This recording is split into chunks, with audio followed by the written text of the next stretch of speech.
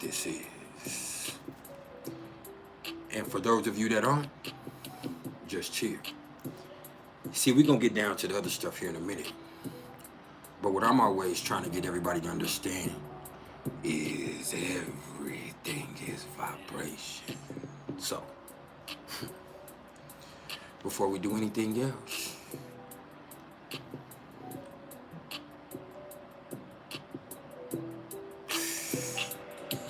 just vibe. Just vibe. Just vibe.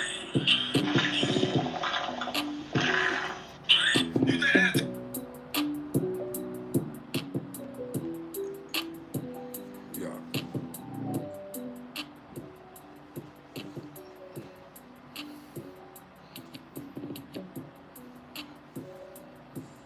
Temptress the Enchantress. How you doing?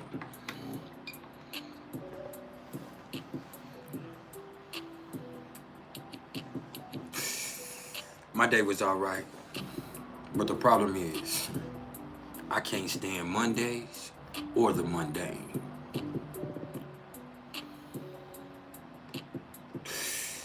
Luckily, the moon was in Gemini, so it kept it interesting. I had some interesting conversations, to say the least.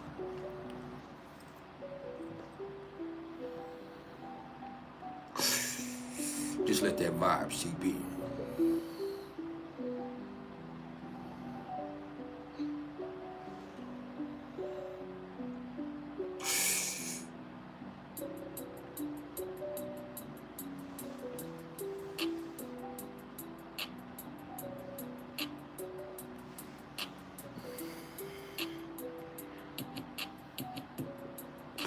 Y'all make sure y'all hit the like button as you come in my front door.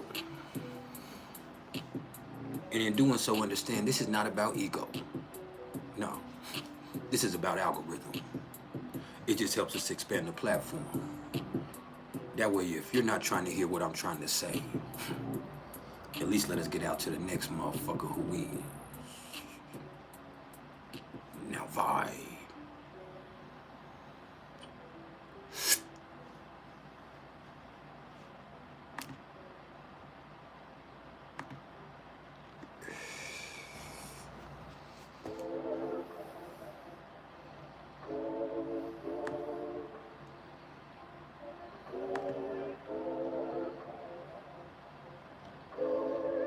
How's everybody else doing this evening?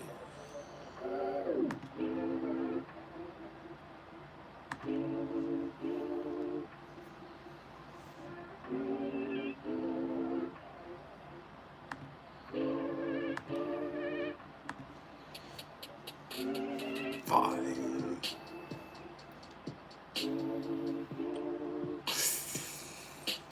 You know, I'm pretty fly. I appreciate that, Heather. Diamond Henry, what's up with it?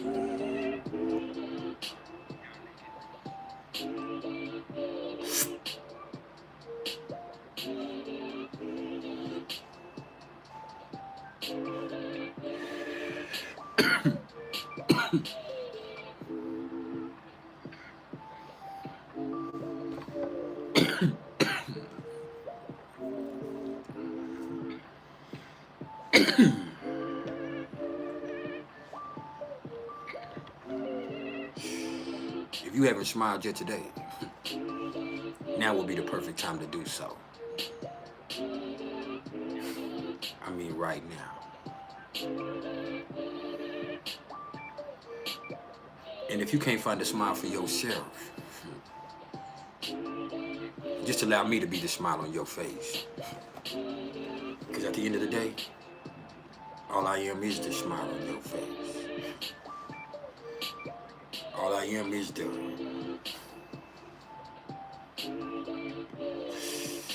I'm the vibe.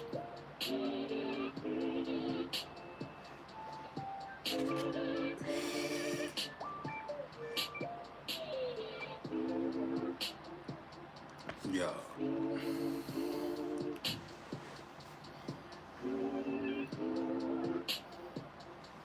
That energy hit different in the evening, don't it?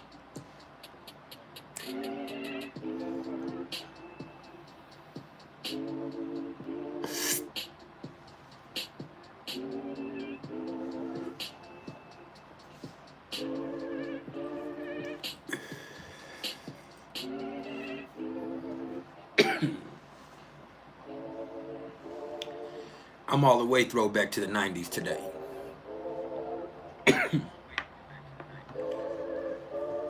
I'm in the Rugrats shirt. I'm in the 1996 up tempos. Yeah, I'm in them.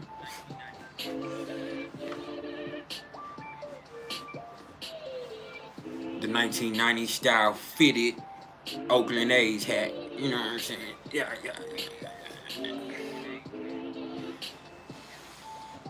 I'm all the way through. If I told you I have 501 jeans on, you'd probably think I was lying. We throw it all the way back.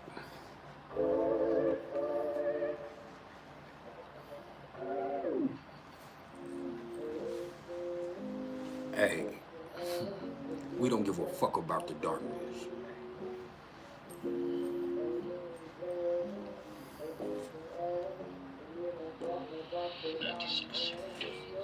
Why?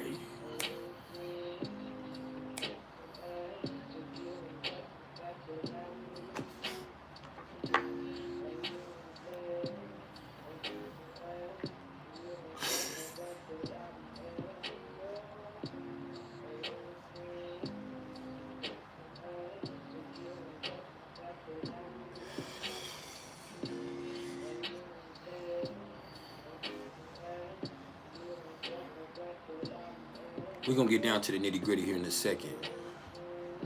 As you know, the vibe is the most important thing to me. In times like this, when the moon is conjunct to Mars, the energy can get chaotic. So let the vibe be a grounding point, or let it be something that takes you away from this bullshit. Something beyond the common reality. Something beyond rational explanation.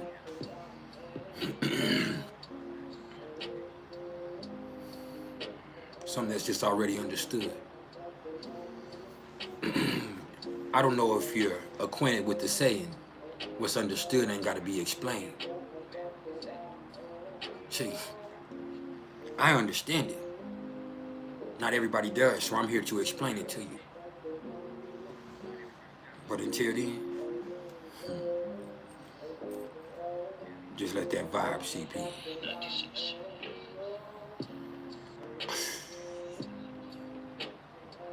It's Monday night.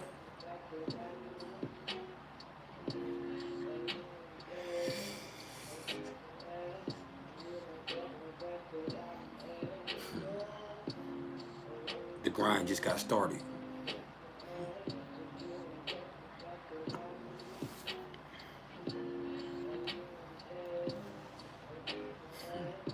The moon is in Gemini, so your feelings could be all over the place. And you might feel the need to intellectualize those. No, don't do that.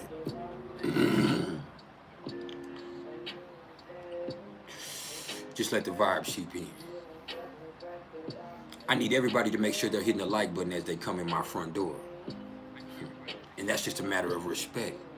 If you're here and you're not gonna hit the like button, what are you doing here? You creeping?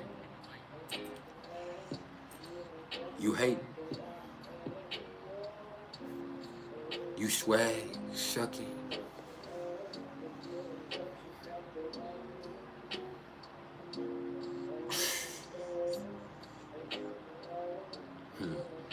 I got plenty to spare. Whatever you're looking for, whether it be knowledge, whether it be positive energy, whether it be swag, whether it be an ass whooping, I give freely. Spiritual, that is.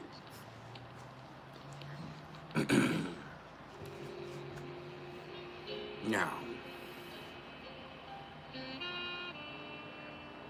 it's about that time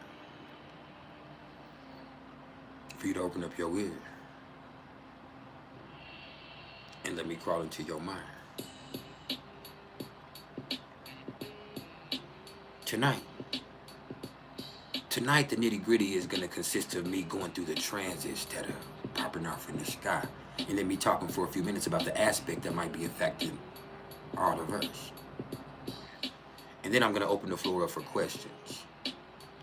And I will be here for at least an hour answering any questions that you might have about your chart, or about synastry, or about NuMeRoLoGy, or about spirituality in general. I'm at your service.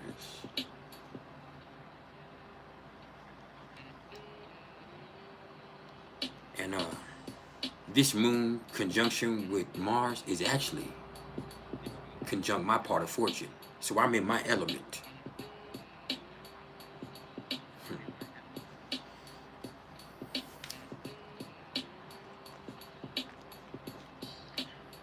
I appreciate the love exceptional enough to excel. That's real.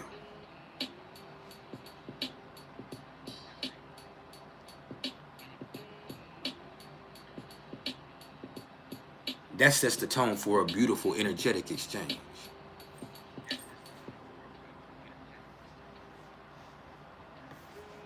I like that.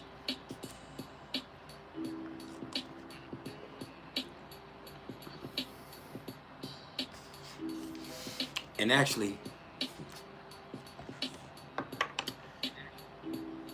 I'm not able to be at home right now, so y'all are gonna have to give me about 30 seconds so I can call my lady and tell her good night real fast. So just hold on real fast.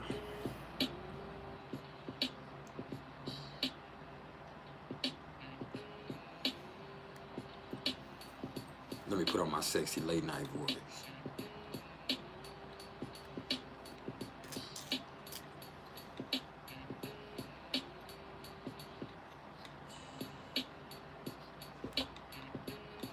Hey, while I'm live, I just wanted to tell you I love you and good night. And give my babies a hug for me and tell them I love them. And I will call y'all in the morning before y'all go to school or whatever. All right, Mama. All right, I love you. Good night. Now,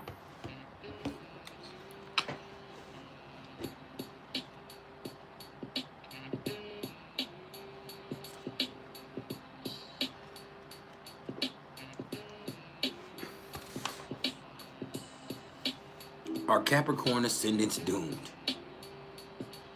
What does a karmic life mean for Capricorn ascendants? Look, man, I do not think Capricorn ascendants are doomed. I think Capricorn ascendants need to learn how to take responsibility for their own lives, and then they'll stop getting put in repetitive situations. Especially with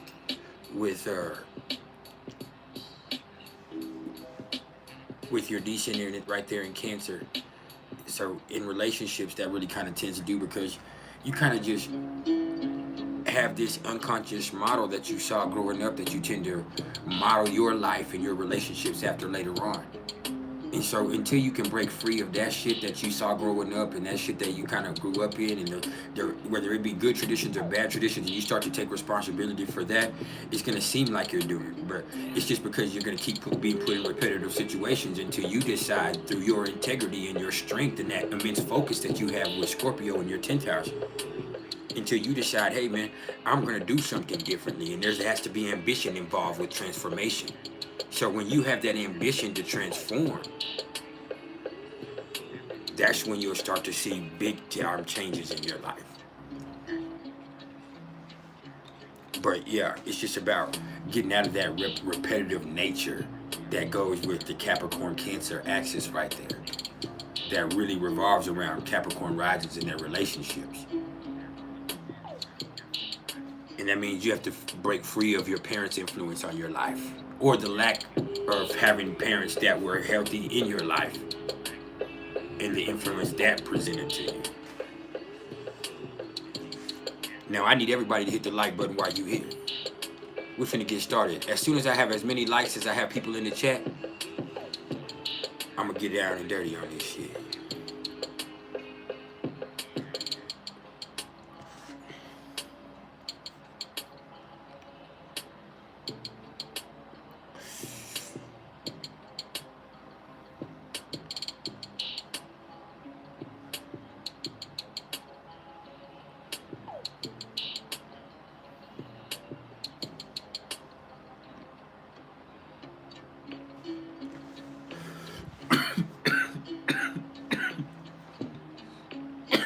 I have a son that's a Capricorn rising.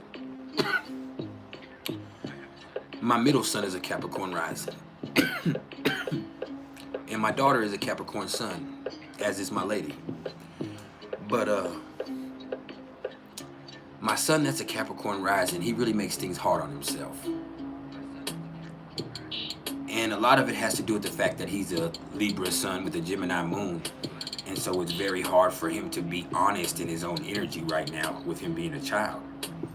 Because he's just reflective of the people and the relationships that he has and the environment that he's grown up in. See, for someone that doesn't understand astrology, it would kind of be a lot harder. But I'm so grateful for this gift that I have. Because ultimately, it allows me to look at my son and understand why he is the way that he is. I understand that with him being a Libra sun, you know, his relationship with people and him wanting to always smooth things over can be a problem for him, and it can make him seem dishonest or inconsistent. And then with him having that Gemini moon, he's just reflective of his environment. And he's always changing, he's always adapting, he's always going with his mind.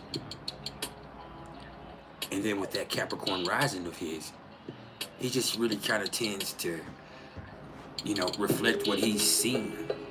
And so if you show him integrity, he is going to respond with integrity. And if you show him negative traits and stuff, he's kind of going to build up a certain deviousness to him. And unfortunately, in my son's case, when he was a lot younger, me and his mother were a lot different people than we are now. And so as we grow and evolve, he grows and evolves because he's just reflective of that environment. But him being a child, he still has to unlearn habits and traits that he was taught unhealthily by the environment that he was in or by what he saw with us as far as our ways of relating to people. And so that kind of put it up. And then he also has Mars and Venus in Scorpio, so the way he feels things is really different than for a lot of people. And his moon is in the 5th house, and his sun is in the 9th house, and my sun is in the 9th house, and my moon is in the 5th house. So I just happen to really understand with that. But with his Capricorn rising, he's somebody that takes things a lot more seriously than everybody else, because it seems like he's always competing with himself or competing with the situation. And he also, with that Capricorn rising, he has this focus that his brothers don't have. He does have a certain focus, and he has a certain toughness that his brothers do not have. You don't have to be Christian to believe the concept that God will never place more on you than you can bear. But even beyond God placing no more on you than you can bear, you yourself chose this life. You wrote a contract out before this life that this is what you wanted to accomplish. This is how you wanted to grow the most and evolve as a soul. And so in you making this contract, like, you knew what you were ready for and what you could handle. Now, some people choose to bail out on that, and that's fine, but you're just going to be presented with the same karma over and over again until you choose to face that lesson. And that lesson could be a situation, a behavior, or it could even be a person. How do I get past my codependency or my attachment to this person? This could be going on for several lifetimes. And so that is something that we all have to kind of look at. And with Capricorn rising, you know, there's a certain amount of toughness that just comes from the fact that they take responsibility for things, sometimes things that aren't even their responsibility, and that adds stress to their experience.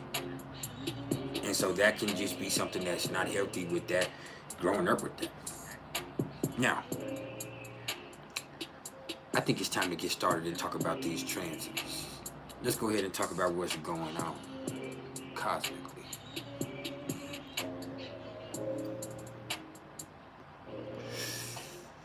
Because we got the sun. The sun is at 9 degrees of Pisces right now. And yeah, it could easily be a time where you see yourself get confused or delusional. Yeah, that's true. But the problem is nothing externally can do that to you. You have to allow that to happen to yourself. And the only way to allow that to happen to yourself is to understand it. I mean, is to forget the understanding that you actually have all the answers inside of you. You have a main line to the divine inside of you.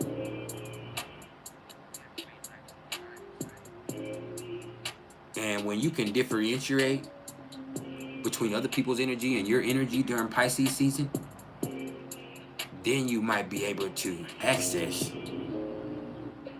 that main line. And then you'll go from being confused and delusional into being creatively inspired, divinely inspired. See, Pisces, man,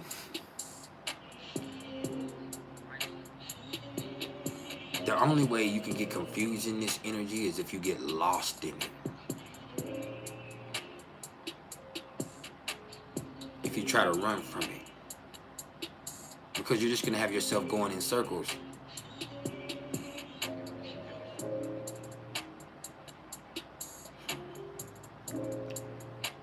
In a tornado, even in a cyclone,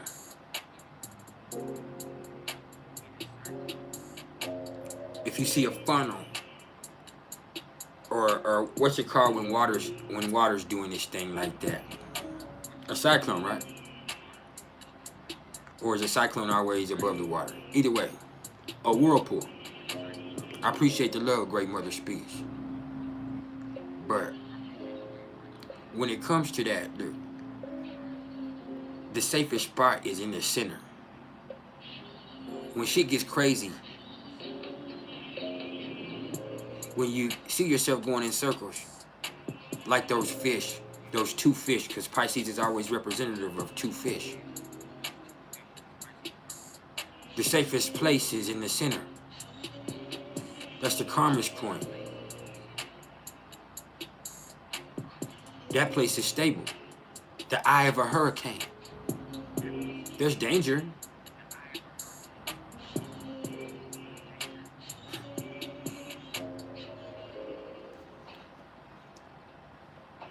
So, I once again implore you, as I'm going to keep imploring you during this Pisces season, don't get confused. Don't get delusional and confuse yourself.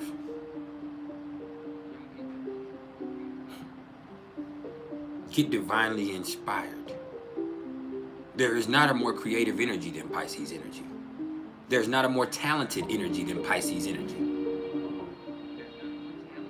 Period.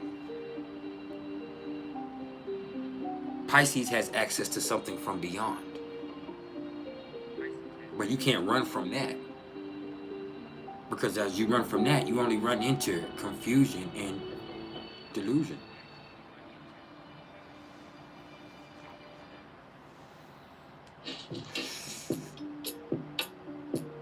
Now,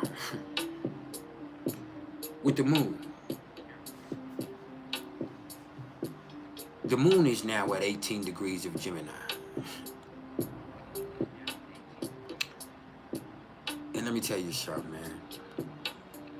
When the moon is in Gemini, it's easily to find yourself being all over the place emotionally. How you feel is constantly evolving to the situation. And then even when there is a sense of calm, you start to question and wonder why. There's a tendency to intellectualize emotions instead of actually feel your feelings. And the only way you can, and really the only reason why you do that is because it's ever evolving and constantly changing. So you're constantly trying to think in retrospect about how you feel, because you're trying to figure out what's going on, while all of a sudden you feel differently about that.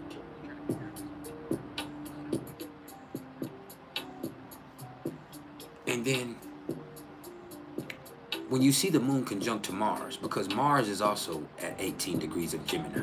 And so right now at this hour, for the next 2 hours really, and I would say for the next 6 hours totally, the moon will be conjunct to Mars. So for the rest of the evening, for anybody that's going to be up. And here's what happens. Enhanced passion. Oh yeah, it's very sexy, but even beyond enhanced passion, there is more meaning to everything. Especially the conversations, especially the words you say when this is in Gemini. And your thoughts.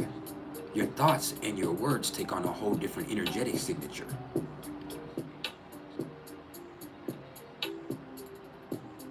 And that right there, it could be incredibly gifted, or it could be incredibly confusing, and it could even be dangerous in certain instances, because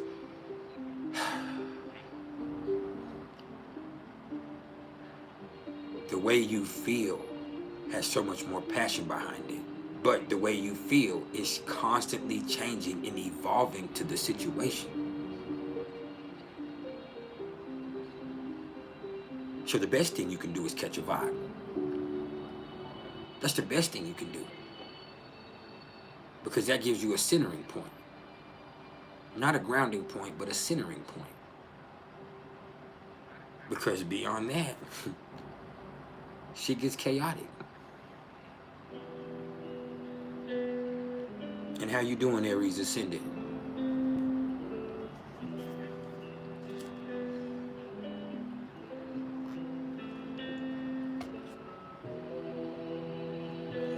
Now,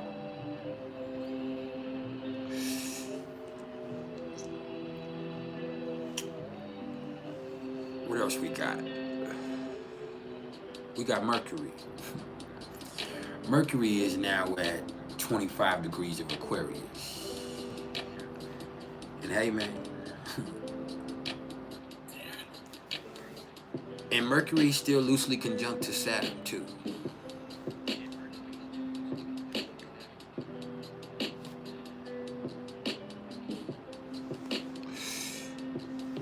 And with that, it's kind of like this.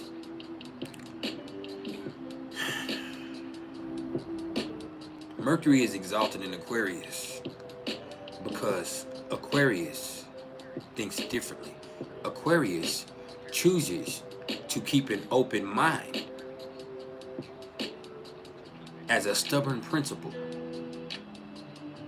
That means having an open mind is a fixed principle with Aquarius. That means that's the one thing that they're not going to change their shit about, is they keep an open mind. And because they have an open mind, they're always able to find solutions. And they're ever adaptable also, with which Mercury loves. So with Mercury in Aquarius for these next few days, for the next 3 days to be exact, you can see yourself being sharper than ever.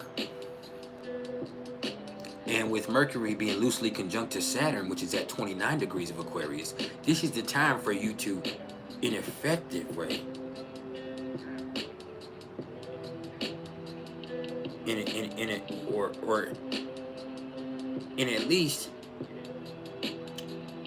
in a way that's unique to your personal situation, you assess what you need to do with Saturn about to go into Pisces, and you plan for that energetic exchange and for that change in energy, because Pluto is also at 29 degrees of Capricorn. So there's about to be a tremendous change of pace, mindset, and energy. So what you do is you be open to the possibilities, but in being open to the possibilities, you find a way to discipline yourself. And that at least puts you 2 steps ahead of the game of everybody that's gonna get hit completely unaware.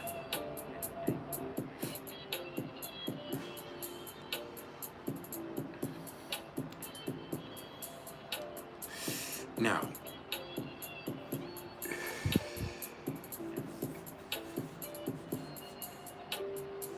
let's talk about Venus, because this is where it gets good. Oh, Venus brought blessings today. See, Venus is now at 9 degrees of Aries. And if you're somebody that believes in critical degree theory or even Sabian symbols, 9 degrees of Aries is going to be about belief in self. And what's interesting is with Venus being in Aries, this is about going after what you want.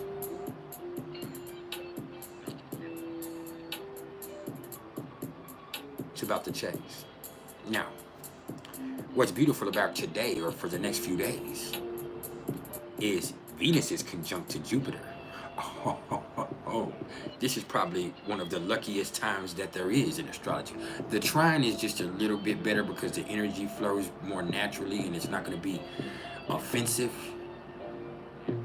But see, with Venus conjunct to Jupiter in Aries, this is extremely lucky energy, but you have to be fearless in this energy. You have to be fearless in this shit right here.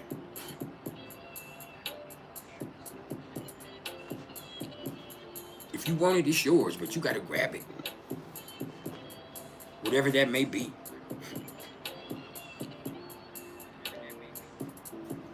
Whatever that may be. I done knocked my hat off track. Hold on. I hate when I start fucking with my hat. That 12th house Virgo that I have will really start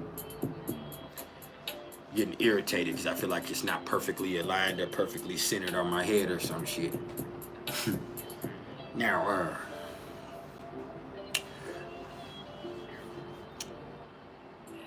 you also have to understand where something is blessed.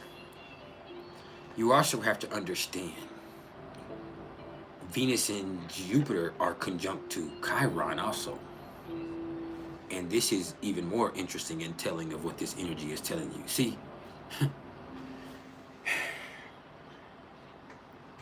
this is where you could make your life tremendously better in the next few days. Like you could see your situation drastically change. But you have to be willing to make actions towards doing that. You have to be willing to make actions towards doing that. And the first action that you have to make is holding yourself accountable for wherever your situation is from that starting point. Me, myself, right now. This is in my 6th house going into my 7th house. This right here is really on my 6th house. Yo.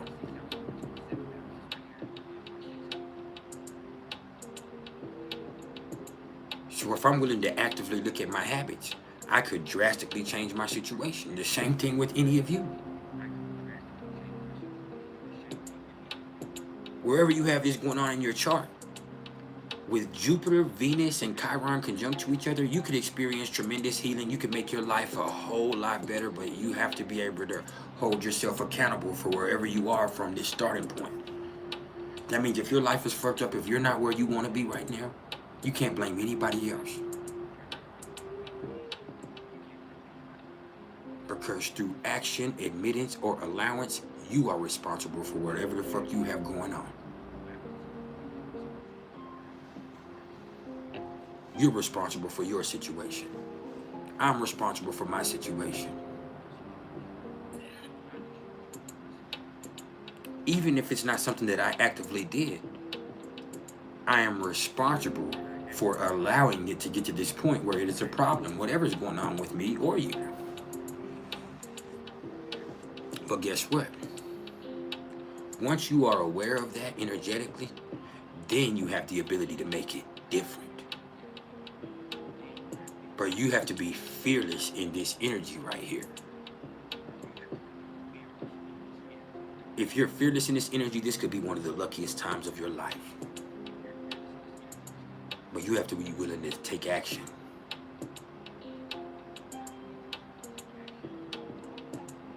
And even in taking action, you can't take an action that you're not willing to look at yourself in the mirror about.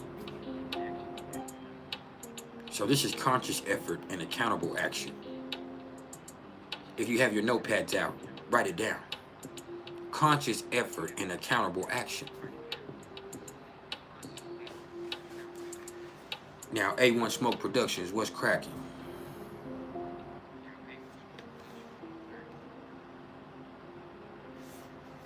Now,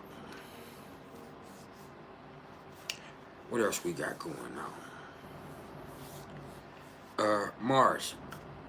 Mars is at 18 degrees of Gemini, like I told y'all. Mars has been in Gemini forever. I feel like I'm repeating the same shit. Mars has been in Gemini for 5 months now.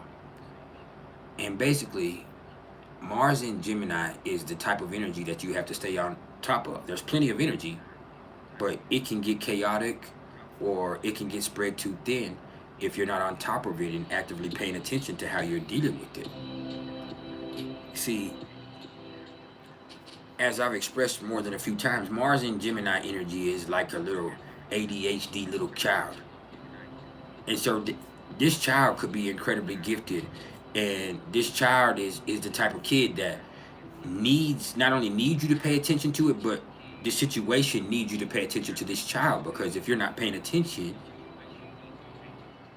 then this child's energy is going to have it getting a little mischievous or having the child getting antsy, and then the energy gets away from the child and the child gets away from you, and then the situation gets chaotic. So you have to pay attention to your child. I am that type of child. I have a son that is that type of child.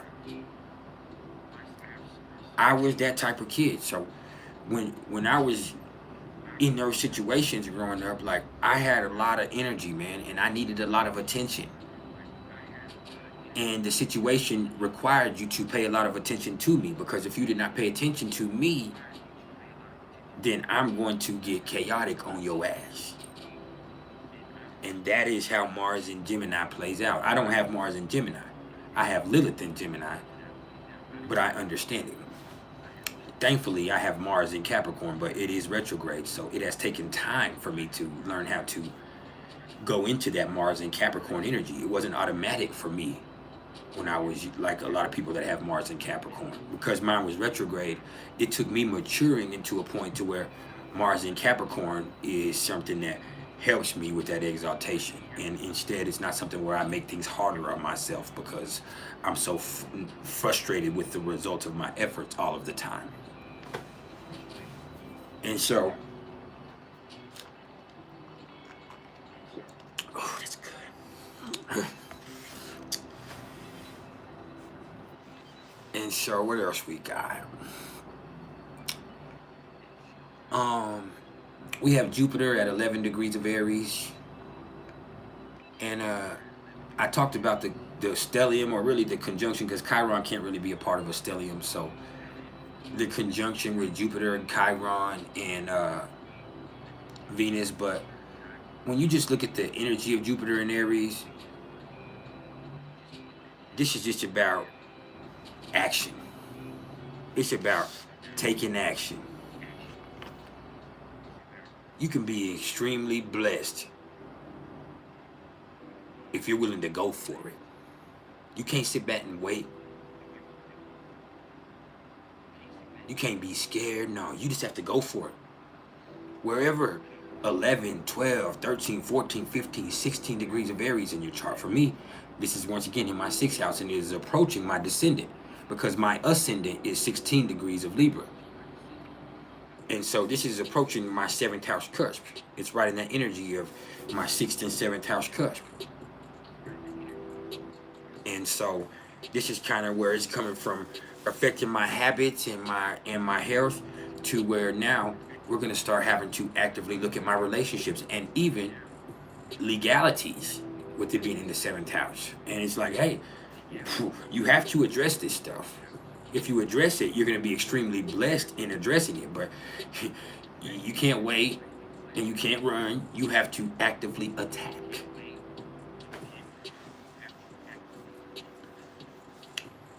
Now,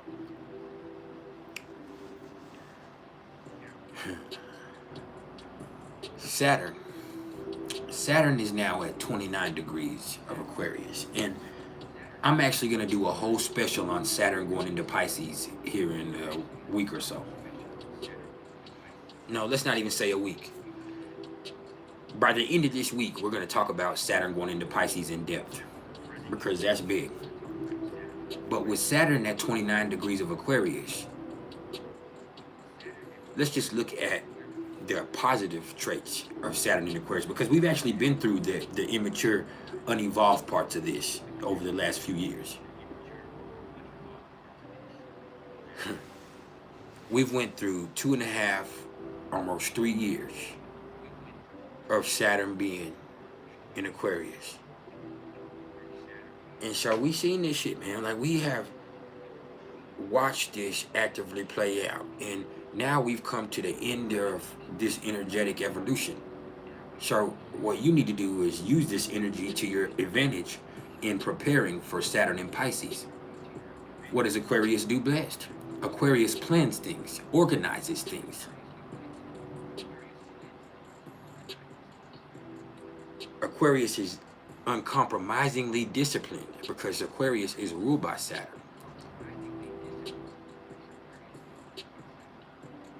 So let's remember the discipline we have as Saturn goes into Pisces, and our addictions, should we have any, come look us in the face. Our habits come look us in the face, and we can't escape it anymore. Because that's what I see with Saturn going into Pisces. And like I said, I will talk more in depth with it, but I see a lot of people in their addictions, and even if they're in recovery, people that have past habits, I see people having to look at that. The universe is gonna check you one time and see if you really about what you've been saying as far as your growth and healing. I feel like people's compassion is gonna be tested.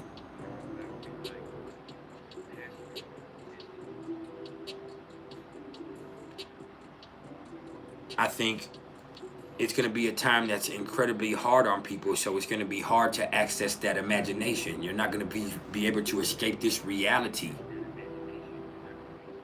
You're going to have to be confronted with your concrete situation and understand the divine inspiration in that.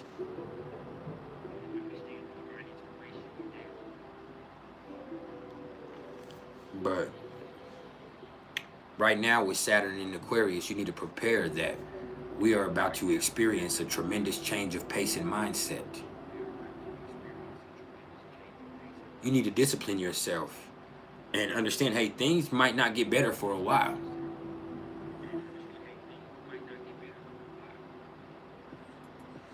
And it's only going to get worse if you don't confront your own personal situation.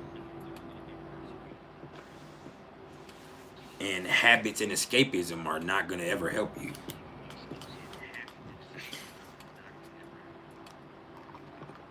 And all escapes are not drugs and alcohol, even though most are. Pornography, anger is an escape. Sex in general is something that a lot of people run to. Infidelities.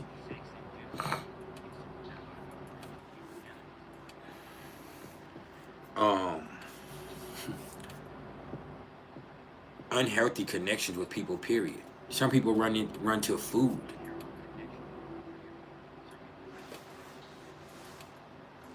There's a lot. And so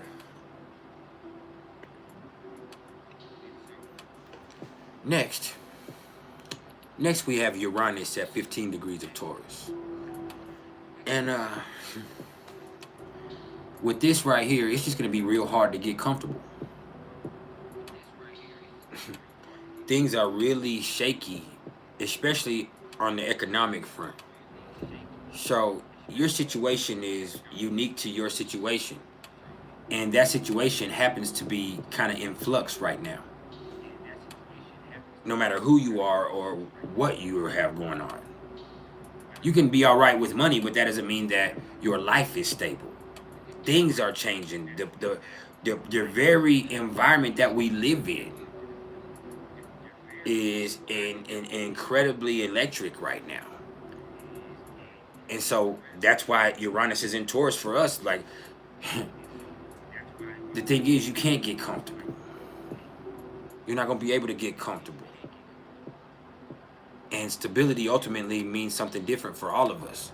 So you have to assess your own personal situation and see where you're at and see what exactly you can do to put yourself in the best advantageous position moving forward. Like, that's it.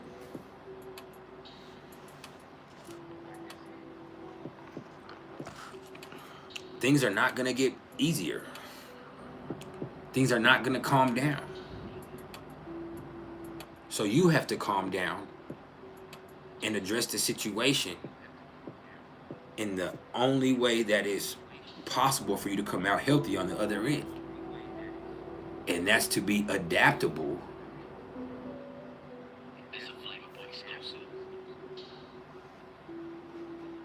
That's right. Get comfortable being uncomfortable.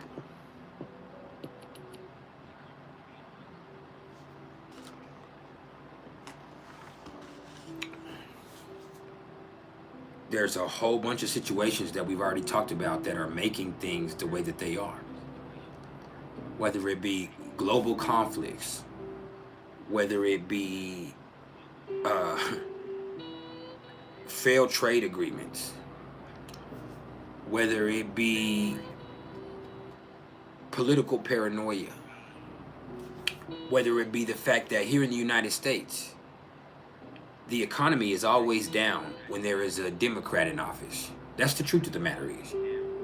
When a Republican is in office, the economy tends to be more on the upturn, and when a Democrat is in office, the economy is different.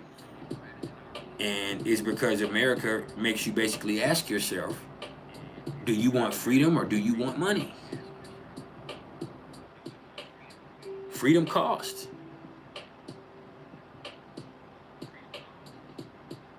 America is the land of the free, but the land of the free is only prosperous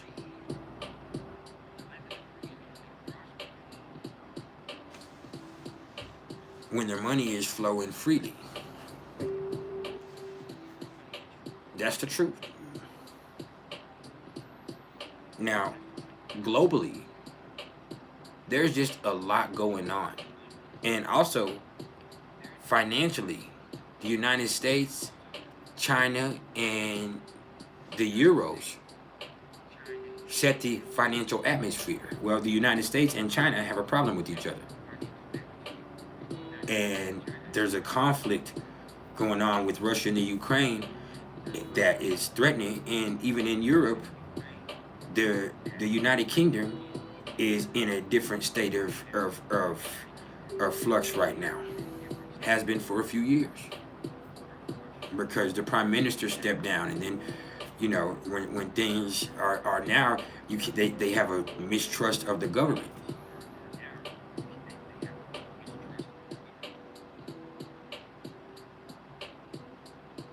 Thank you for the love, exceptional enough to excel.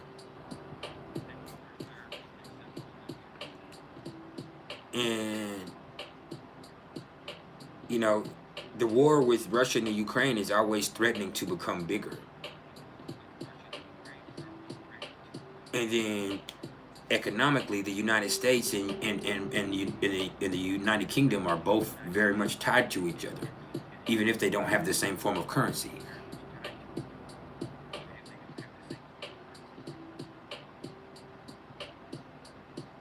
The fact of the matter is, the powers that be have the complexion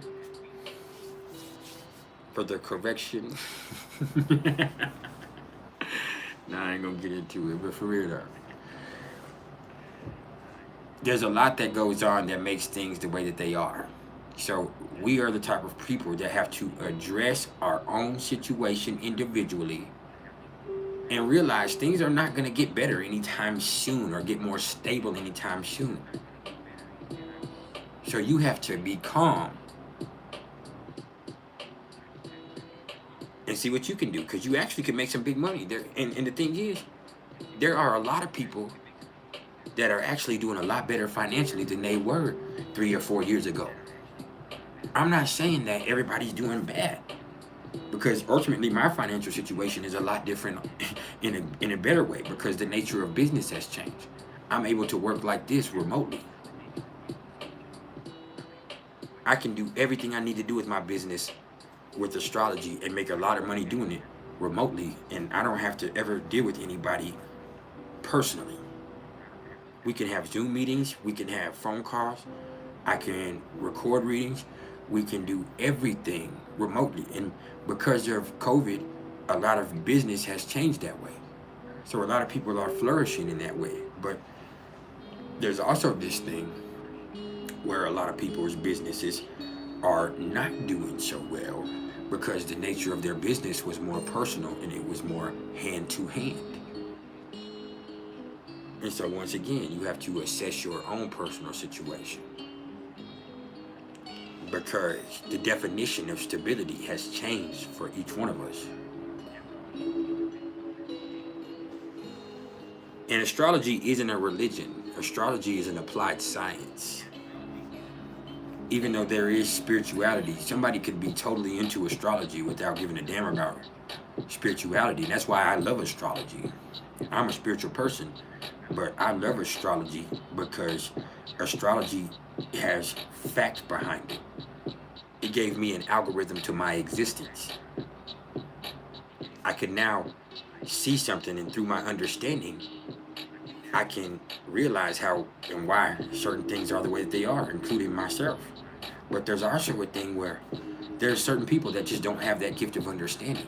There are certain people that can look at a chart all day long and they will never understand it. So that's why astrology could never be a religion. Now, you could have a spirituality type growth journey that is tied to your knowledge of astrology, but that does not mean that astrology is a religion. Astrology is something that is separate from religion, and that's why I love it. Astrology is something that is an explanation of energetic signatures. So that's kind of why that plays out for me in that way.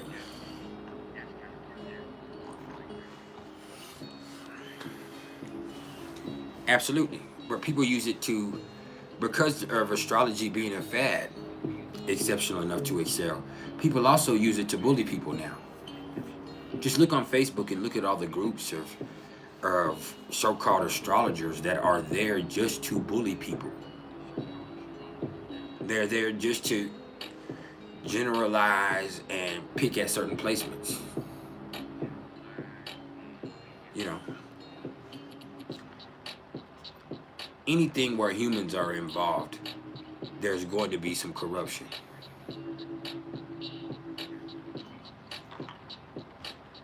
That's the nature of humanity. That's why this shit is so intense. Now,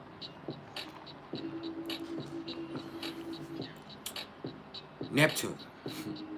Neptune is at 24 degrees of Pisces. And speaking of fads, with Neptune in Pisces, astrology is a fad. Spirituality is a fad.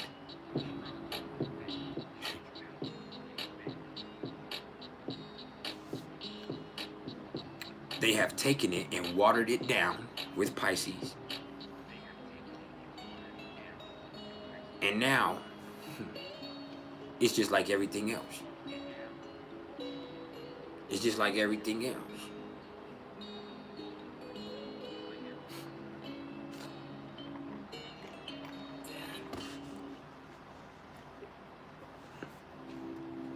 What should be a tool for growth and accountability is now some cool shit.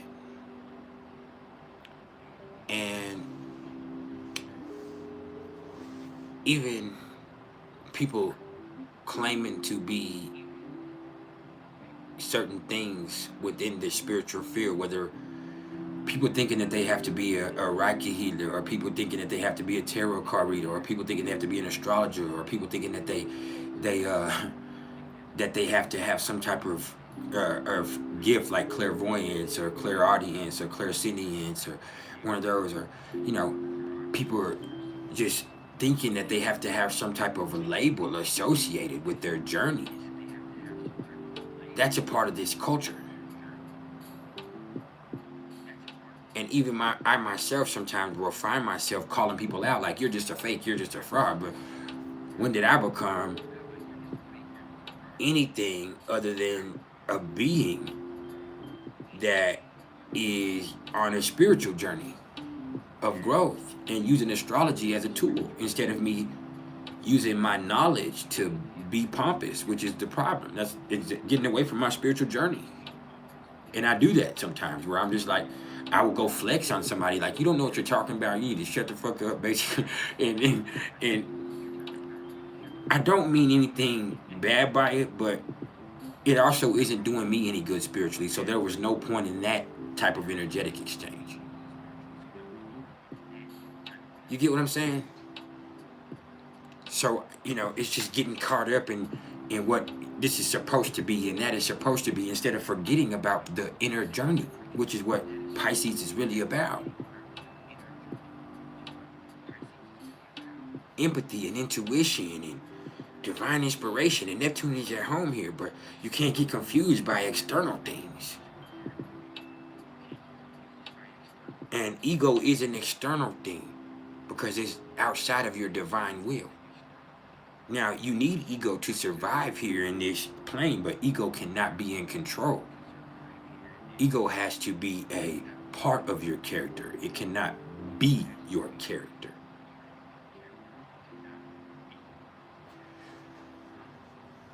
It has to be a supportive aspect of your energy. It cannot be the central ingredient to how you operate. And so, the thing with ego is, it loves spiritual labels. Like ego. Some people would even say negative energy or negative spirits or entities. It loves spiritual labels because spiritual labels are the best place to manipulate, and even in certain instances, the best place to hide. Ego manifests there, and then it has a purpose. So it's something that cannot be knocked down. No, ego is not terrible. Ego is an asset when you use it as an asset, but ego cannot be in control of your life, or you are getting away from your spiritual purpose.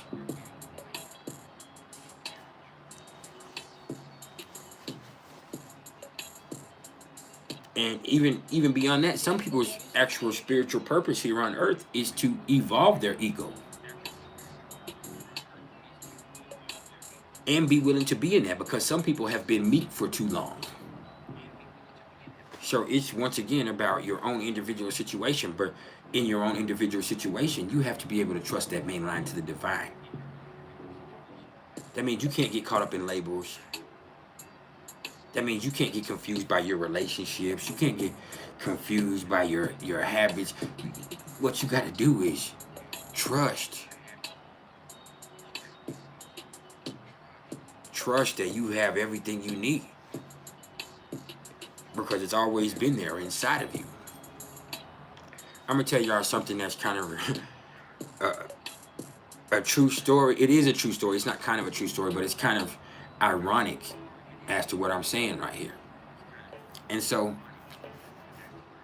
I have some crystal points that I always keep with me, that I was always keeping with me And, you know, one's a citrine or citrine, and you know, the other ones are purple amber at this point. Here they are. All right. And they're beautiful little points or whatever. And I charge them, and, you know, I nurture these crystals, and I do whatever I can to keep them with me most of the time. And so one night after a full moon, I went out there to get my crystals from charging, and I couldn't find them anywhere. And I'm like, what the hell? And so I just kind of felt like, man. And so I kind of got away from that, and I kind of let things get chaotic. And a lot of times I'd be like, man, where's my crystals, man? I wish I knew where my crystals were, because whether those crystals really do anything or not, they give me something that for me, because I nurtured them, because I look after them, I felt like there is a certain sense of protection or prosper that comes from them. And so I'm like, man, what the fuck, man? What they want one of my crystals? And then all this crazy stuff started happening. And I'm like, man, I wish I knew where my crystals were. And so I've been all the way to Texas with all of my stuff, and I've been back across the country, and I'm, you know, I've been here and there, and, you know, I have literally been probably 5,000 miles in the last month. Real land. And I'm like, man, I wonder what the fuck happened to my crystals, right? And so yesterday, I was going to my jacket, which is hanging up here in my closet, and I've had these clothes with me everywhere. So I go to my jacket, and I go to reach in to pull my weed out of my jacket, because that's where I keep it stashed. And when I put my hand in my pocket to get my weed, all I felt was my crystal. And I pulled out my crystal. I was like, what the hell? What did my crystal do? I mean, I put my weed in my pocket. I was like, man, and the weed wasn't even. I was like, there's my crystal. And then I reached in the other pocket on the other side of the jacket, and there was my other crystal. And I'm like, damn. And what's ironic is I have had them with me the whole time. They have been in my possession everywhere I have went. I wondered and I worried, and, you know, I considered them lost. But they have been in my possession the whole time. They've been right here with me.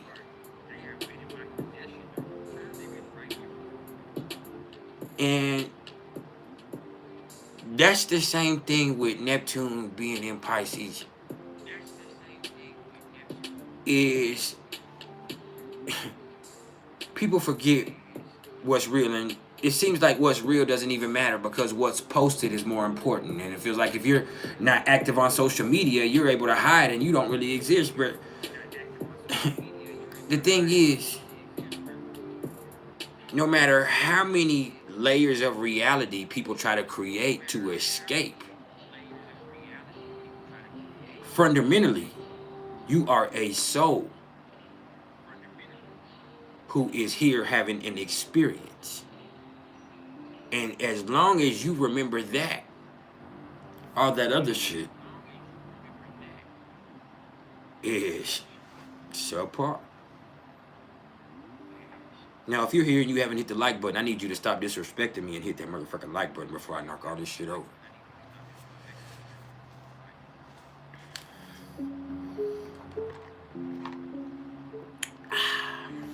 That has a little bite to it, I ain't gonna lie to you.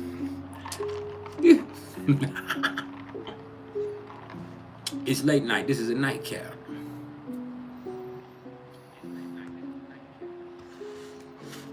Now, Nezzy, I appreciate the love, Nezzy. For real, that's love for real. Now,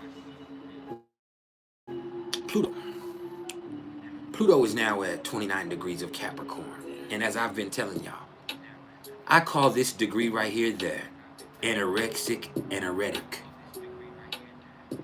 Because this right here is where you only have what you need. And you only need what you have.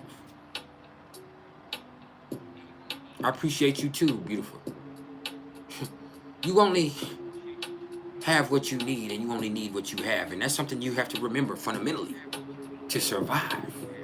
With Pluto at 29 degrees of Capricorn, this is the most critical and harshest point in the whole zodiac. Because we ain't got to Aquarius yet. You ain't got no friends yet. All you got is you. All you got is your experience. All you have is your will. All you have is your ambition. All you have is your toughness. And shit is hard.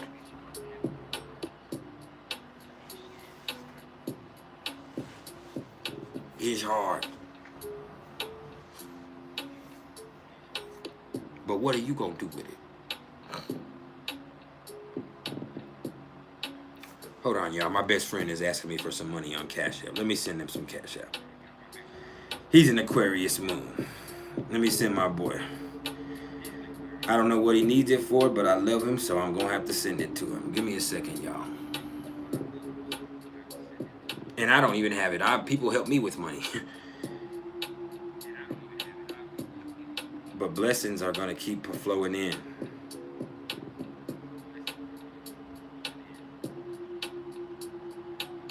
My best friend, he's in a tough spot in his life, and it ain't nothing for me to share in that tough spot. I'm in a tough spot too. So together, we can split a wing dinner, even from thousands of miles away from each other.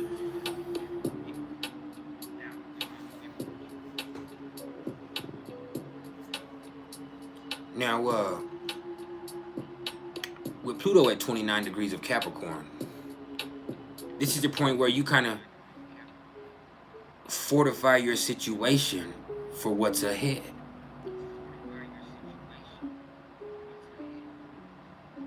You fortify your situation for what's ahead.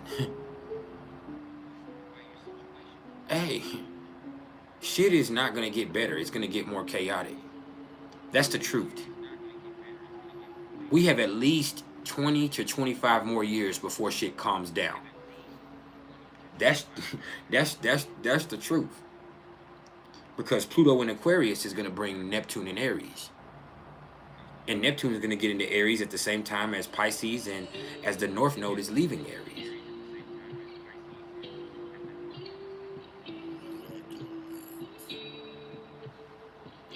So, shit is about to get critical and crucial.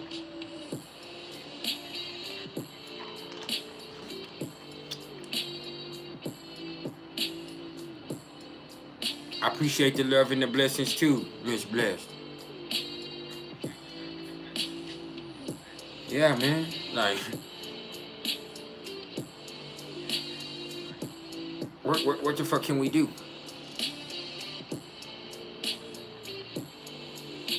And y'all touching my heart. Y'all about to make me cry, showing so much love. Y'all about to make me cry. And it ain't hard for me to do. I'm still a Cancer. And you know, my brother, let me tell you about him, man. He's my best friend. I call him my brother, but he's my best friend. And there's been a million times where I've been fucked up in life, homeless, addicted to drugs, where I didn't have nowhere to go. And no matter where he was in his situation, he opened his home to me. And he allowed me to even be the master of his home. Now, I'm a Cancer Sun Pisces moon. He's a Cancer Sun Aquarius moon. I'm a Libra rising. He's a Cancer rising. And he's just the type of person that's going to take care of anybody because he feels in brotherhood with most people. Where I tend to isolate myself. I have a Pisces moon, so I'm very compassionate and empathetic to your situation. But that doesn't mean I'm going to actively do anything to help you. This is not Virgo or Aquarius. Aquarius is not really going to emotionally nurture you because they don't emotionally nurture themselves as far as the moon sign goes. But they are going to help you in any way, form, or fashion. You are not going to go hungry or go homeless. And so, my H Boom Coon, Tordell is his name.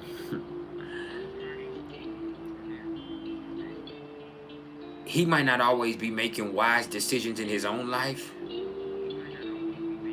but he's always gonna do what he thinks is best for me. And that's the type of friend that you need in your life. That's real. Now,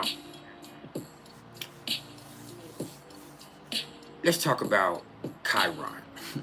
Because Chiron, as I told y'all, is conjunct to Venus and Jupiter, or both Venus and Jupiter are coming into a conjunction with Chiron. And Chiron is now at 13 degrees of Aries. And there's going to be like a whole month or 2 months where Jupiter is conjunct to Chiron for a while, where they're going to move in unison. And wherever you have those, 13, 14, 15, 16 degrees of Aries are going to be very crucial times for you to address certain situations in your life and for you to really see healing and growth in tremendous ways. But right now, with Chiron being in Aries, you just have to be accountable for your situation. As I have repeated over and over again, no matter where you are in life, you have to hold yourself accountable for whatever you have going on. Even if you feel like it's not your fault, you might have to understand that you have allowed it to get this way. If a motherfucker's fucking you over, you are allowing it because you have a right to get away from it. And with this being in Aries, even if you have to fight to get away from it, that's what the fuck you gotta do to make your shit better. So do that.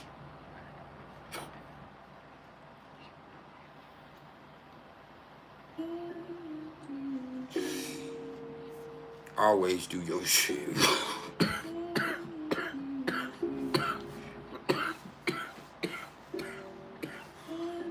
I gotta hold myself accountable for hitting that shit that hard. God damn. That was impulsive.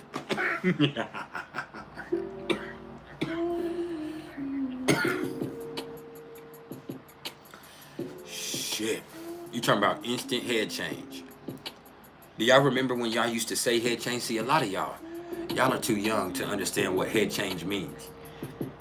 That means you felt your whole aura, energy, mindset change immediately. That means you hot now. Head change. Head change. Instantaneous head change. Like, damn.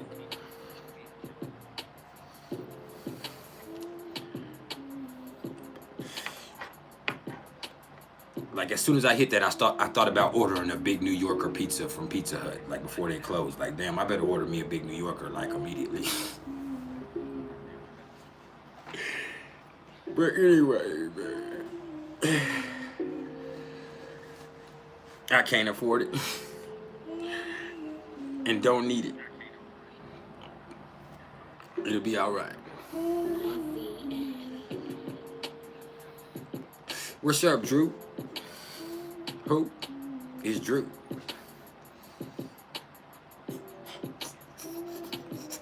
Now, let's talk about the Black Moon Lilith, because this also is something that's prominent going on as far as aspects go. Because the Black Moon Lilith is at 5 degrees of Leo right now. So before I even talk about what's going on in the aspect, understand.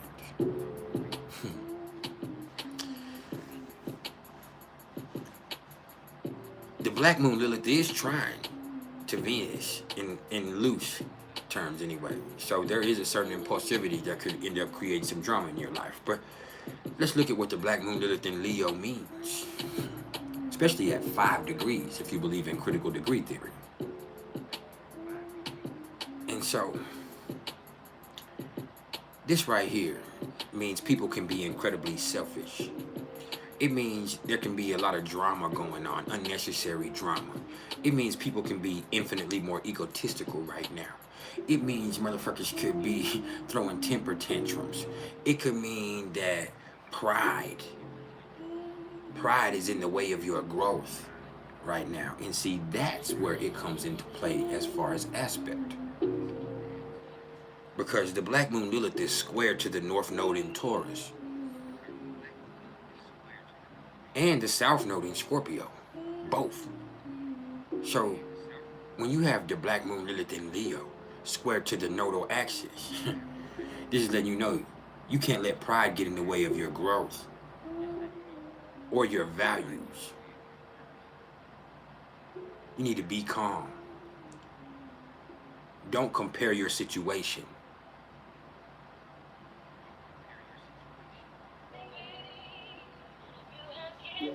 Your pride, your comparison, your overstatement could all get you into trouble.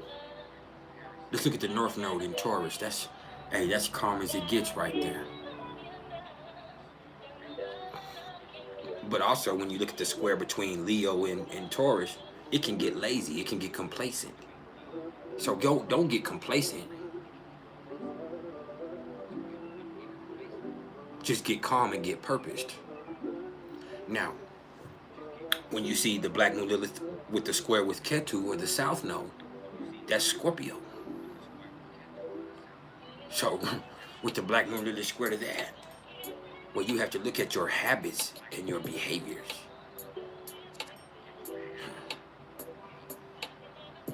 Don't let your emotions have you showing your ass. See, that's Scorpio and Leo. You feel shit so deeply and so passionately that you can take it to the extreme, and now you showing your ass. And now,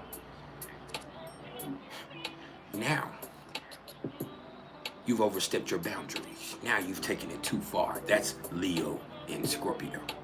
Now you've taken it too far. You got in your feelings, pride got involved, and now you took it too far. And you could also get stubborn in unhealthy habits and get too prideful to see that you need to make a change. And that presents a unique problem in itself.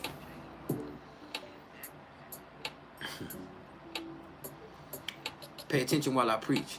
You heard me? And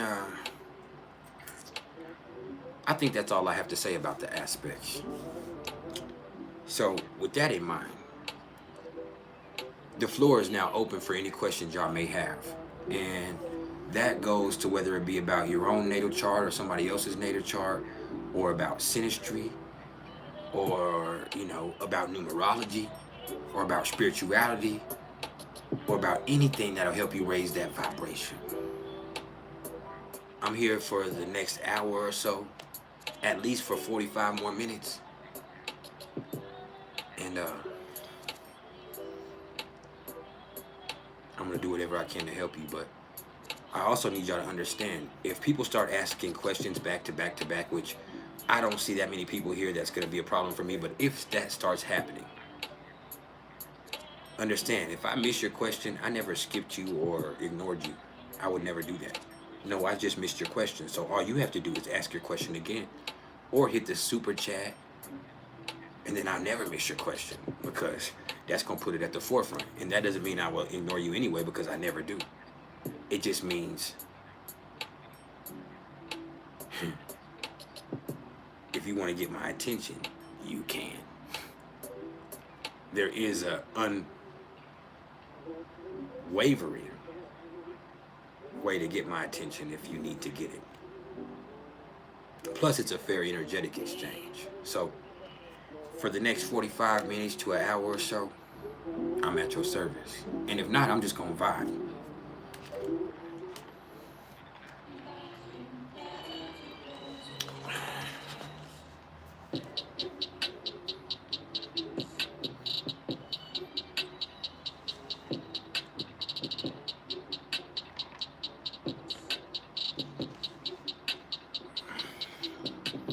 Seraphina, you said, what's the energy around Pluto conjunct your natal Black Moon Lilith in the 9th house in Capricorn?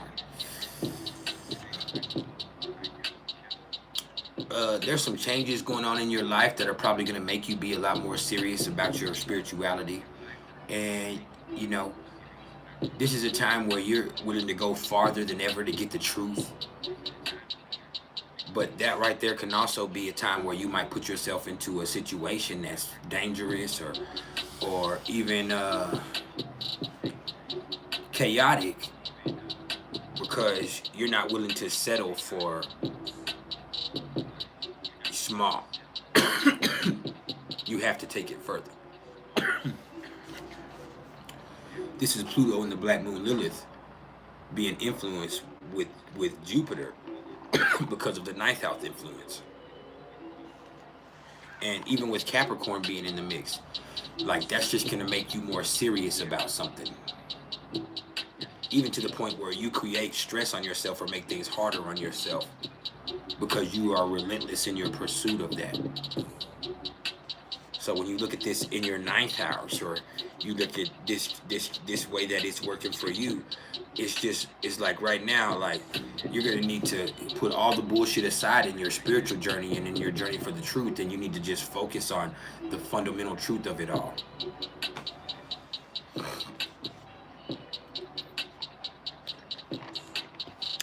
And with Pluto squaring your natal Pluto in the sixth house, when you have the ninth house influencing the sixth house, that's kind of, once again, that's like you taking things too far, and that not being necessarily healthy for you. So you learning how to develop healthy habits and your spirituality with that ninth and sixth house square.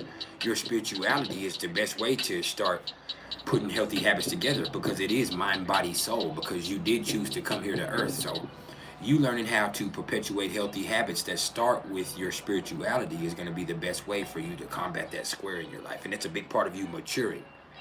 You know, when you're in that Pluto square Pluto, that's like around, 35 to 40 years old. And then it's kind of just representing a moment in your life where you're like, hey, you're breaking out of certain bad habits with the sixth house or with the ninth house.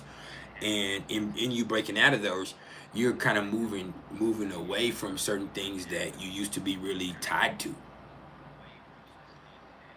And so that can be liberating, it can be terrifying, but it can also be extremely fortunate for you once you're willing to take that plunge. Like I have Pluto's coming into a square with my natal Pluto. Right now, Pluto is exactly opposite my Mercury. Well, my Mercury is at 0 degrees of Leo. So Pluto is coming into an exact opposition in the next few weeks with my natal Mercury. And I just had a really great conversation with somebody today that were just kind of telling me that this is my time where I have to learn how to humble myself a little bit. That yes, I have a lot of knowledge, and yes, I am somebody that is respected here in this place. I've built that place. So I need to stop trying to prove myself to everybody and stop trying to argue and combat with everybody and just listen so I can really help. And the only way I'm going to be able to really help is when I shut the fuck up and listen a little bit more. Because everybody has unique problems and situations. And ultimately, I'm not here to be the star of the show. Even if I have all of this charisma and talent and skills, that's not what I was given this for. That's just to get your attention. I will never prosper when I'm trying to be the central person in anything, because I am here to help people. I am here to show other people how to be powerful. I am magical, so I can show other people how to be powerful. I'm not King Arthur. I'm Merlin. I've already been the warrior and the star of the show and the hero in previous lifetimes, and I fucked that up. So this time in this life, it's about helping people.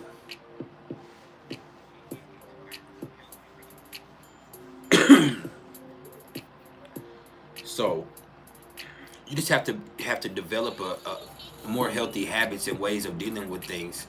And with that 6th and 9th house stretch right there, it's just a big time of you growing and handling things different. I'm going through Pluto square my Pluto, and I'll be going through it for the next few years. So it's not going to be something that's easy. And it also could be representative, in my case, of me losing one of my parents because it's on and my mama's already dead, because it's on the 4th and 10th house cusp. And so there is that. And then Miss Bless, you said part of fortune trine Saturn. What does that mean? That means you could be really fortunate in that area of life if you're willing to work. It means, yeah, you're gonna need some blessings and breaks, but you just have to be willing to put forth an honest effort, and then that will help you be open to receiving whatever comes from your effort. So just go to work on whatever area of your life that Saturn's in, and that's going to naturally attract the blessings from your part of fortune, because a trine is going to represent a natural flowing of energy. And so what you see with that is if you're working hard in whatever area that Saturn is in your chart, and you're grinding and you're growing and evolving, then that's going to naturally attract blessings from your part of fortune, because they're naturally connected to each other through that trine.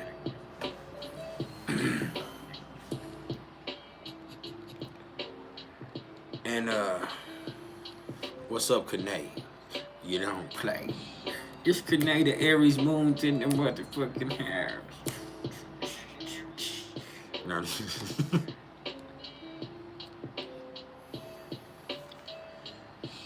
And then Phyllis, your Jupiter is in Aquarius in your 10th house, conjunct your midheaven. Can I please help you with that?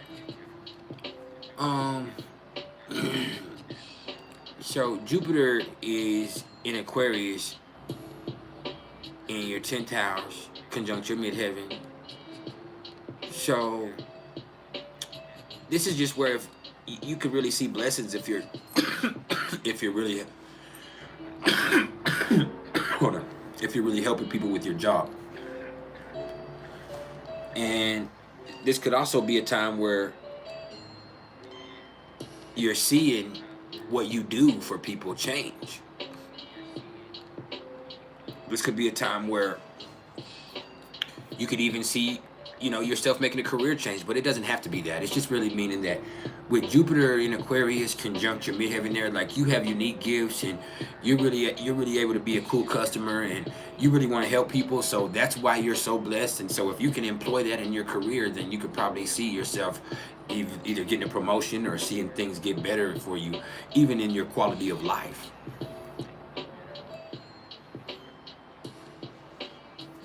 So that nobody said you don't help people. That means if you are, you're going to be blessed for it. I appreciate the love, Serafina.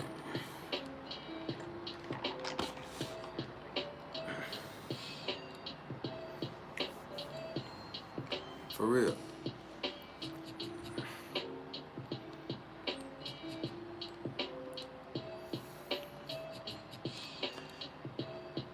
Did I miss anybody's question?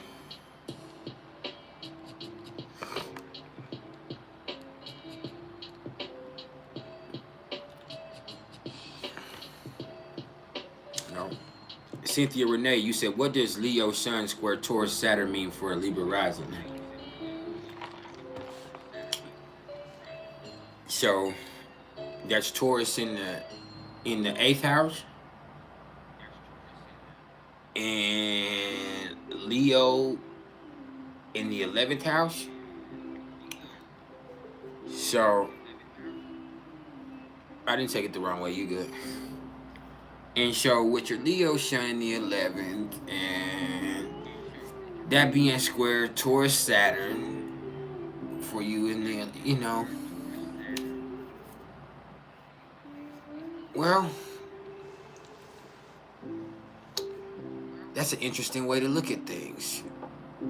First of all, your Saturn in Taurus in the 8th house just kind of means that you kind of feel like you make your life safer and more protected from crises in your life by just kind of stacking up money.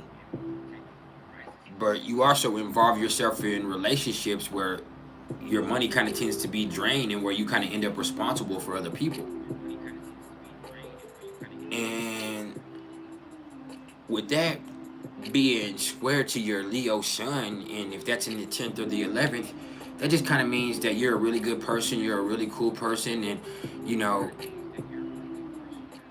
have a lot of friends and a lot of people are cool with you. But because of that, it can also kind of make it seem like you're disingenuous in having intimate relationships sometimes, and it also could mean that um you have a lot of people that are going to drain your resources in certain. You have so many friends, you have so many people that need your help, and you're such a generous person that that is something that could really affect your resources, or your sense of safety that is tied to your resources. So your generous nature is contradictory with your acquisitive nature, because you want to have money, and you feel like money is your best way to safeguard you against the crises that life presents. But you also have a lot of friends, and you have an excellent social life that kind of threatens that, and you also have habits and spending habits and a generosity that doesn't always help you keep money in your pocket per se. Now, America Brown, you said, what does a first house Pluto in Scorpio trying a Cancer Sun in Mercury mean? Well, I have a first house Pluto in Scorpio trying my Cancer Sun. Now, my Mercury is in Leo, so that's not it. But basically, it means you're incredibly regenerative.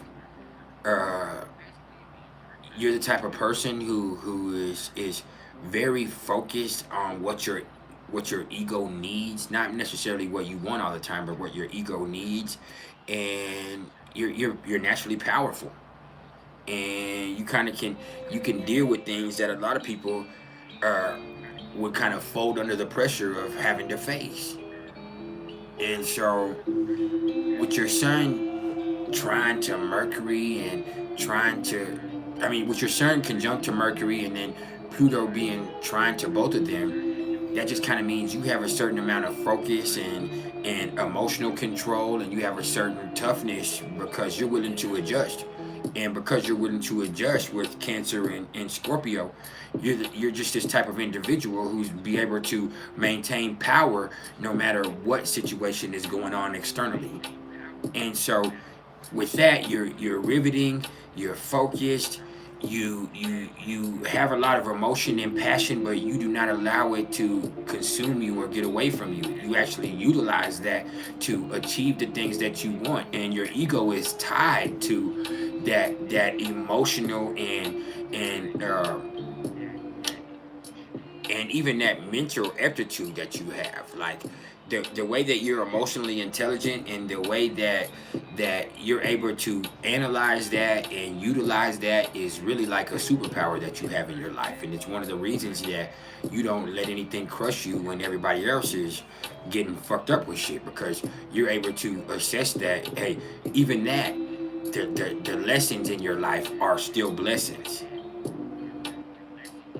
And so that's something that really is fundamental to you being successful in whatever area of your life that your will is focused on. Straight like that. Miss Blessed, you said, what is ninth house Taurus or what is ninth house Jupiter in Taurus opposite to third house Pluto in Scorpio mean for a Leo rising? Um,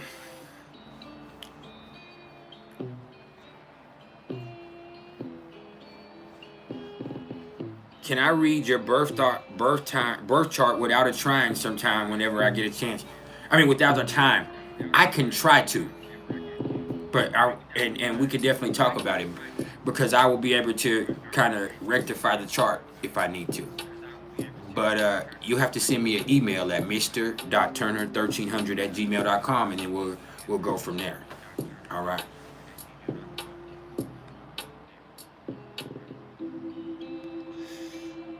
America Brown.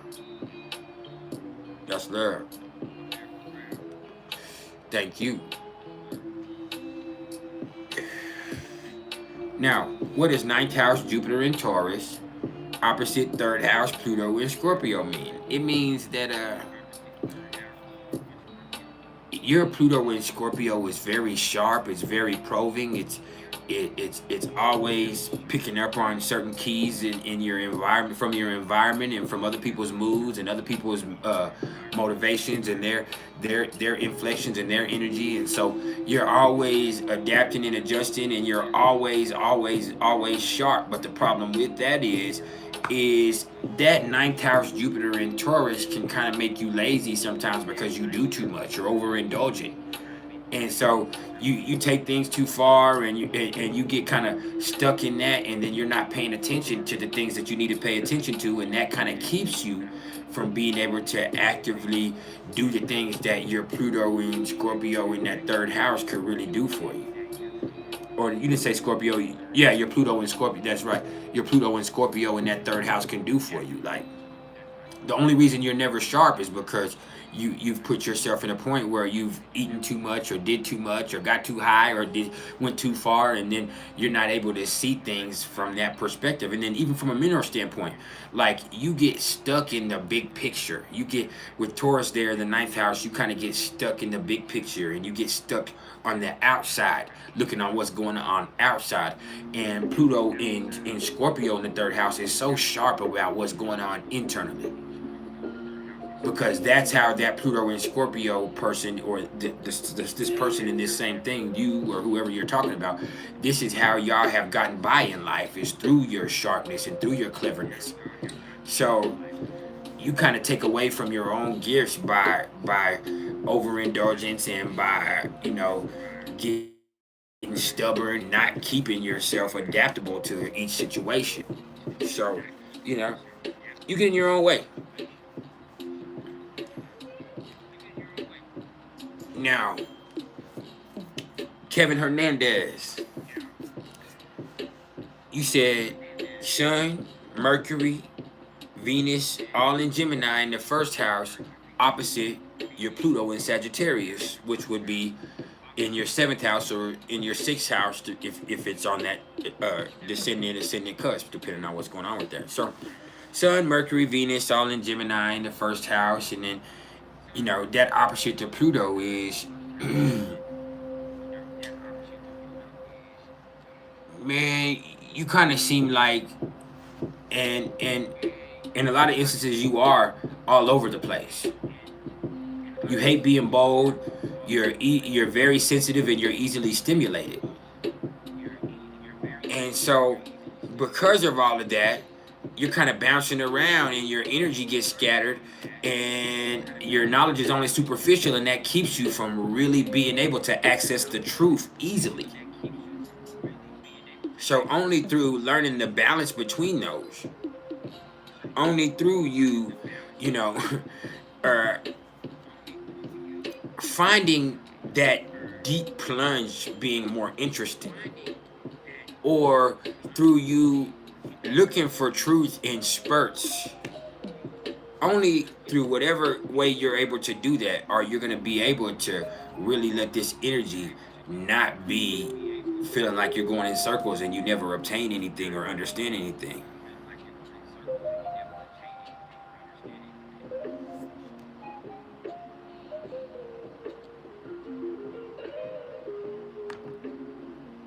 Jess Jameson, who said you was fat? Nobody disrespected you around here. We don't do that.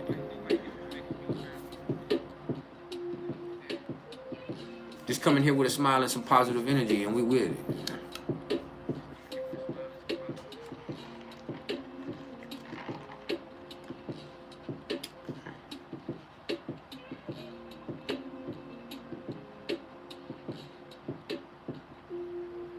What would my advice be? I don't really have. I don't want to give advice. I can tell you how the energy works out, but with that ninth house being involved, you're gonna learn from experience anyway, no matter what I tell you. With that ninth house in Taurus, you hard hit. Don't matter what I say, you are going to hear it. But with your ninth house in Taurus, you learn from experience.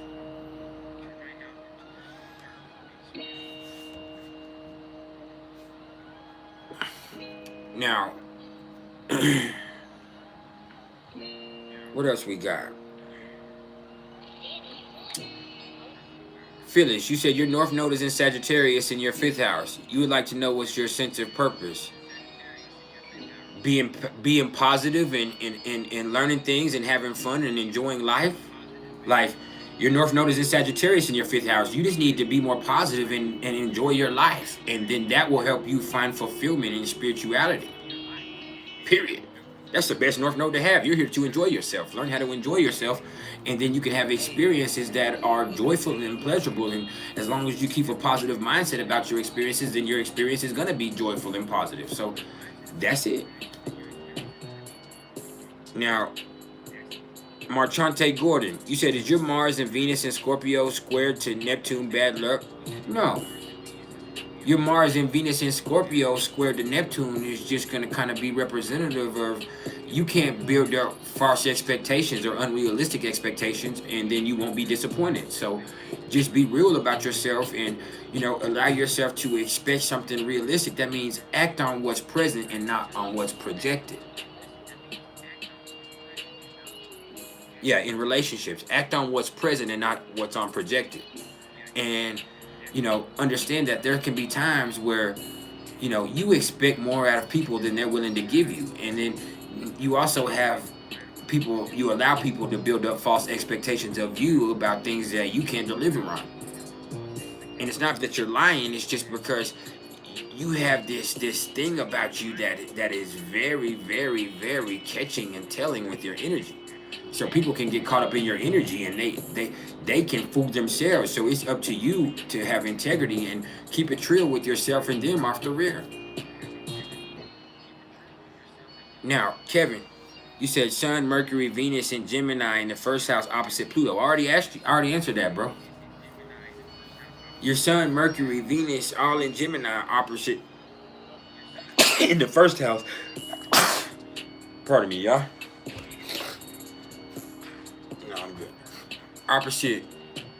Opposite to Pluto in your 7th house. That just kind of says that you be all over the place. And no, I already answered all of this, bro. You be all over the place sometimes, and you get overly sensitive and overstimulated by different stuff, and so sometimes you're so changeable and you're so quick to make a move that you miss out on the deep truth. You miss out on the blessing because you moved past it, you ran over it, or you skipped over it. Like, you have to be able sometimes to resonate with the truth in a deeper understanding than you just getting it, mixing it, or hitting it at the surface level. Like, sometimes, bro, you are so changeable and you're so adaptable and you're so excitable that you be willing to make a change or make a move when it's not necessary. So you can miss the mark or kill the goose that lays the golden egg, or change from a productive chain of thoughts or a productive change of habits to a non-productive one just because you're so desirous for change. So you have to calm down and allow yourself to experience the deeper truth. Yeah. Gemini ascendant wasn't paying attention. You got Gemini in the 1st house. Your ass wasn't paying attention to what I was saying. Like, that's the problem with your ass right there, bro.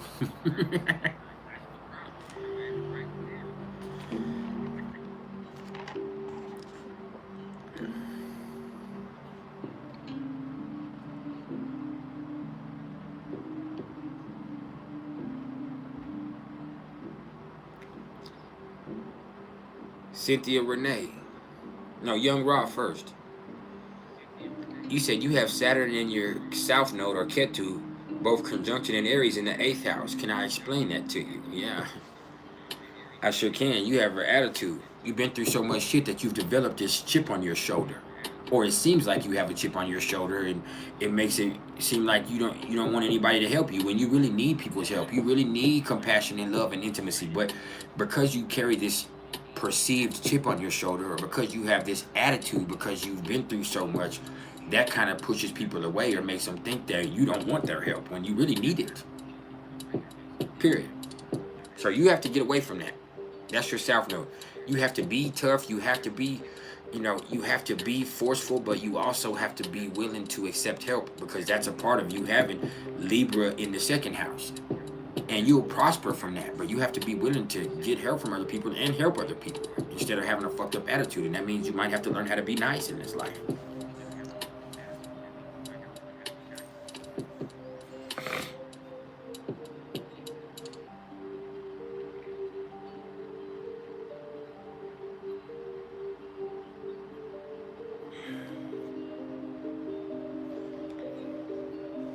And then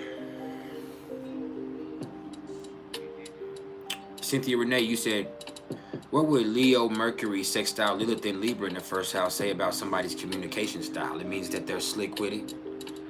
It means they're smooth. They got what people would call a silver tongue. That means that they be glossing shit over and sugarcoating shit, and they can make shit sound real good, but they use that shit as a form of manipulation. And sometimes they can say things that they can't deliver on, and that shit sounds so good that people buy into it, and people give them things, and man, that's what happens with that.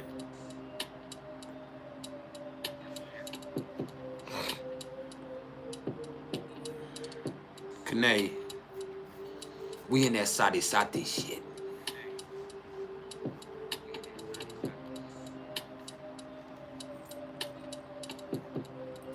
Drew, you said, can I explain Ketu, Uranus, Neptune conjunction in your 6th house? You're a Virgo rising. Yeah. You be stressing yourself out and having unhealthy habits that affect your health in negative ways. So you could even have some, and also you make yourself, you know, you kind of make yourself have certain nervous conditions too.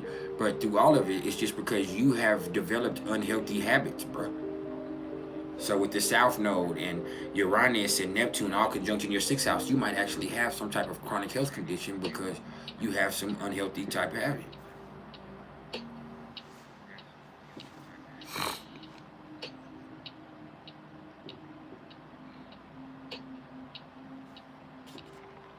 So yeah.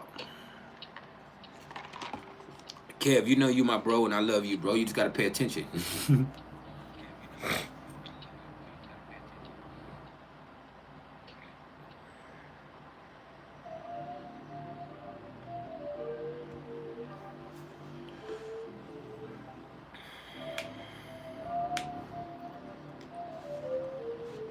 Let me turn it down a little bit.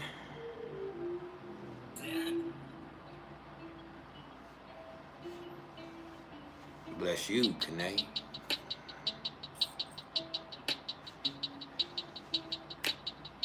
We in here vibing. We on that late night hype now. Yo. We got 30 more minutes and then I gotta go, y'all. So let's get it out of our system.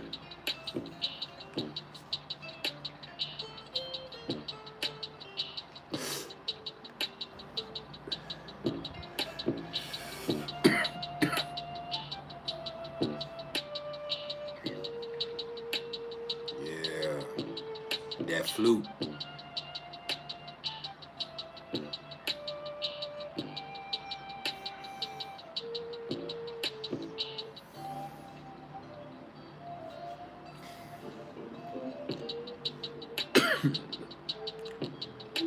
What about natal Mars in the 11th house? Conjunct Jupiter, Chiron, Venus, and Vesta in Aries. Well,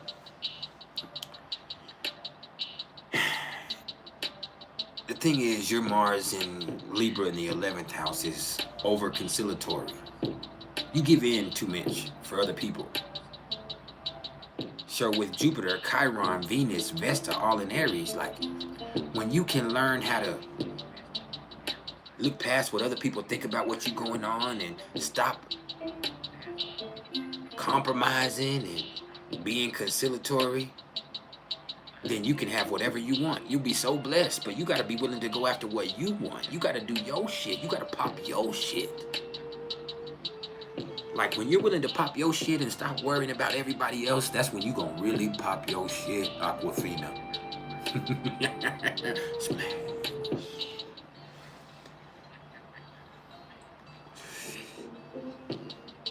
Oh, Serafina.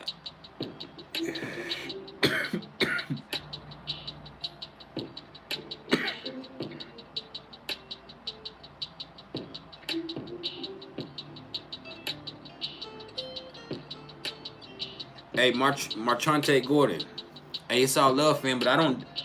You'll have to get a free astrology report from Cafe Astrology. We will have to look at your stuff together, and then I'll send you my price list, and then together, after we have agreed on my price, then we'll look at your chart, fam. But this is what I do professionally, and so we can figure it out together. But I mean, I will have to send you my price list. Miss Blessed, you said Psyche and Scorpio in the 4th house. I don't really know asteroids. I'm gonna let you know right now. I stick to my realm of understanding, and asteroids is not within my realm of understanding.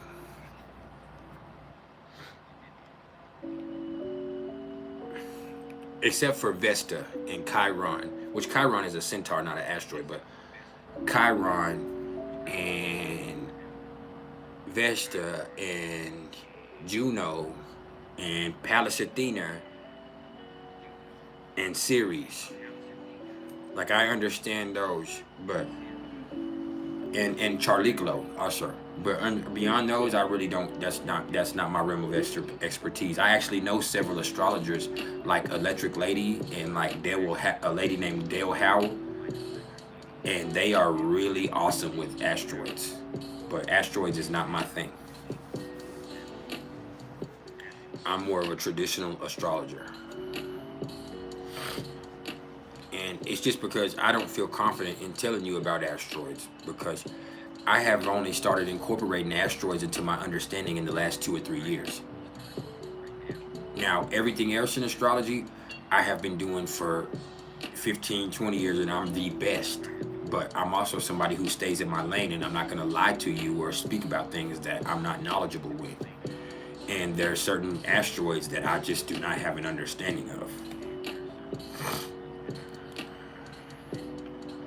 Cynthia Renee, you said Virgo North Node, sextile Cancer Midheaven, and Libra rising. You got to be willing to be of service for people. Like when you put your criticisms and your kind of laziness to the side, or your unwillingness to decide, or your la la land to the side, you're gonna realize that you're here to help people. You're a healer, and you have a unique gift for that. And so your purpose is to find that and employ that through your midheaven in Cancer. Now, Serafina, you said, what does a Vesta return usually have to do with? A Vesta return is going to be like a refocusing. It's like you're refocusing. See, Vesta is going to be home and hearth, and it's also like that place of focus, of intense focus in your life. It's what you need to protect your energy, and it's what you do to keep your flame burning at the same time, and in that same effect. And so with Vesta in whatever place or house it's in, it's just about, that's the play, that's what you do with your energy. And a lot of the ways, that's how you keep your energy in a healthy place, and how you keep your fire burning in your life, and how you stay focused. So a Vesta return is going to be representative of like a refocusing point for you, or a reminder of what it's all about. Phyllis, you said you're a Virgo moon and it's in your 5th house, and you would like to know what that energy is. Thank you so much. That's creative energy. Like having your moon, I have my moon in the 5th house, but it's opposite to yours in Pisces. But having a Virgo moon in the 5th house means that you're not necessarily emotional, but you're analytical, you're critical, and you're technical. And you want to feel special for your skills, and you want people to see how intelligent and how perceptive you are. And even beyond that, like, you really are somebody who enjoys doing things perfectly. Like, there's nothing that you love more than a job well done with your Capricorn sun and your Virgo moon. Like, doing a job perfectly, or doing something the way that people really like it, is your favorite thing to do. Like, you want to do things perfectly, even in the sexual ways. Like, You want to find out what that person really likes the most, and you're going to deliver that consistently every time. And that's how you express yourself, and that's how you show how special you are in contrast to everybody else.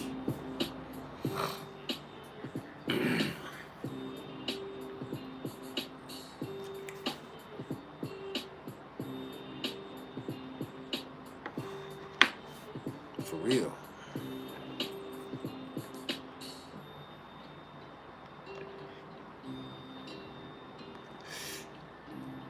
I appreciate the love, Seraphina.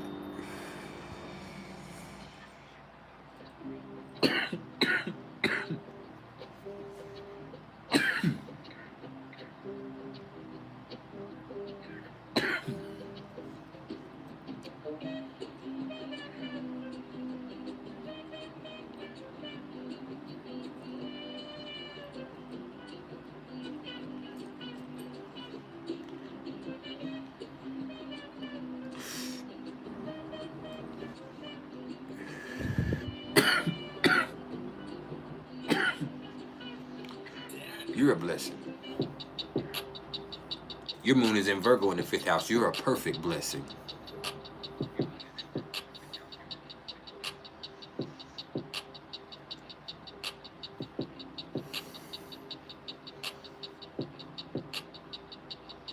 We got 15 more minutes. Let's make the most of it.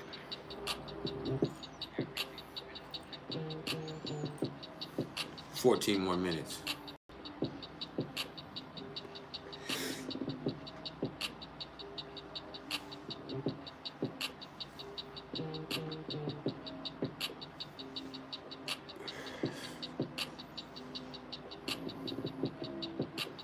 Good night, Seraphina. Keep it slippery.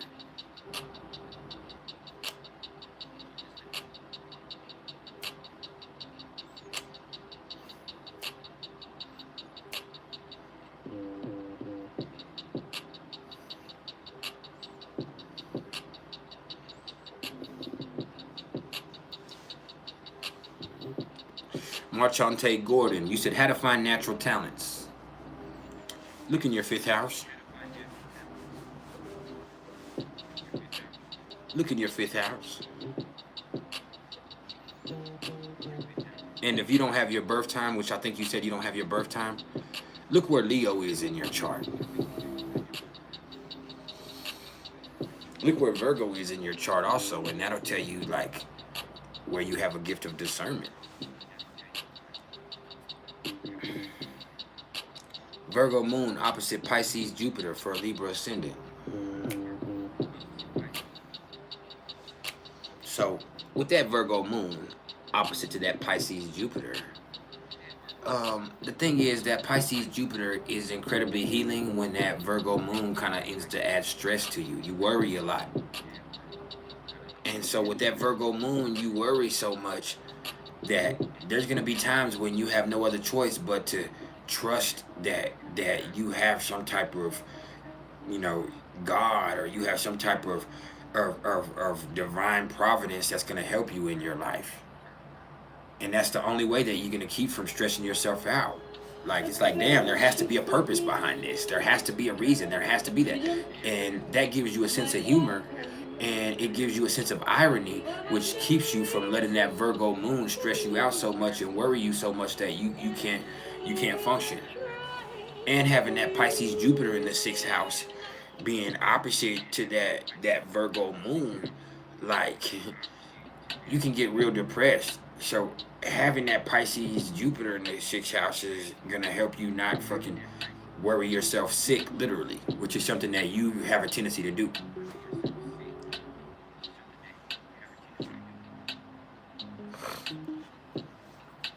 Very easily.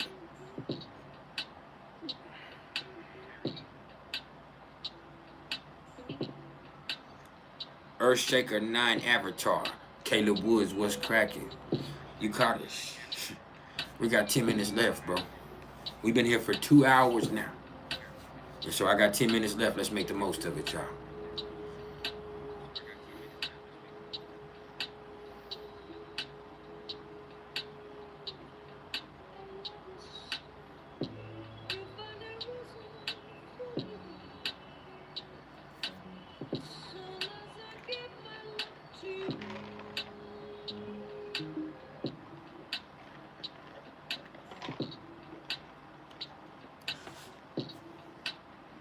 And I'll probably be back live maybe Thursday, Wednesday or Thursday, and then definitely Friday with another top 5. Just so we know. I actually have a couple of readings that I'm going to have to do Wednesday. So if I get done with those in a proper timing, then we'll come live sometime that evening. But I can't guarantee it, but I'm going to try.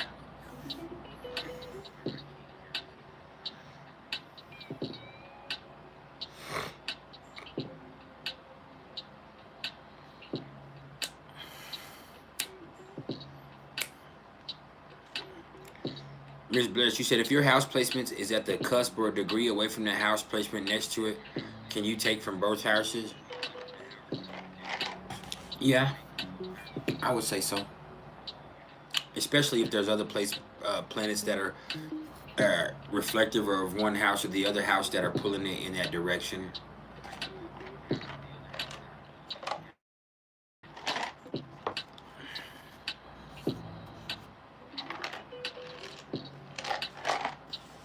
Hey, Marchante Gordon, I'm going to send you a price list here in just a few minutes after we get done with the live. Or if not, it will be the first thing in the morning that I do.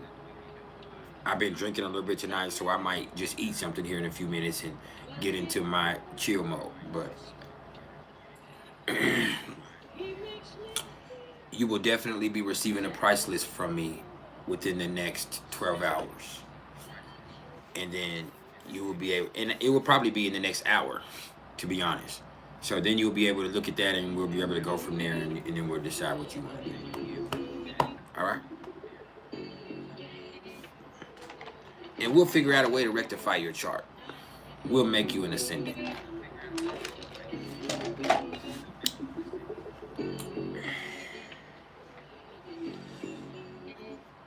Yep.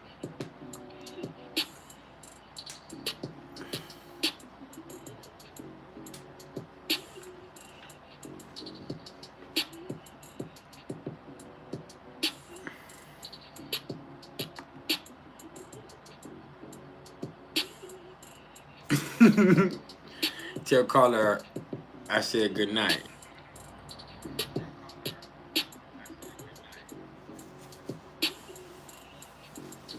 I have a tendency to make kitties crazy. It's all love though.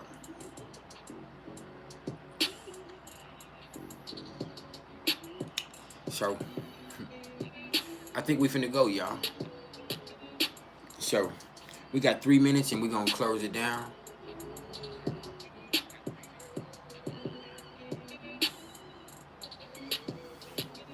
And so I want to appreciate everybody for their love and support. This has been an awesome, I mean a fucking awesome energetic exchange.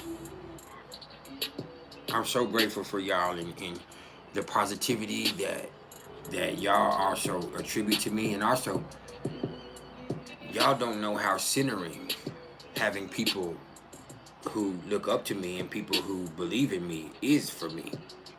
When I catch myself, you know, wanting to actively get into an addiction, or if I catch myself, you know, acting crazy or being disrespectful to other people, I kind of have to humble myself and realize, hey, there's people that pay attention to me. Like, I have a responsibility to be a good person for y'all because y'all believe that that's what I need to be and who I am. So anything short of that is disrespect to the thousands of people that really fuck with me. And so when shit gets hard and when I get stressed out and when I'm facing my own demons, which I am right now, having y'all is everything. Having, like, that's for real. I do not know how many times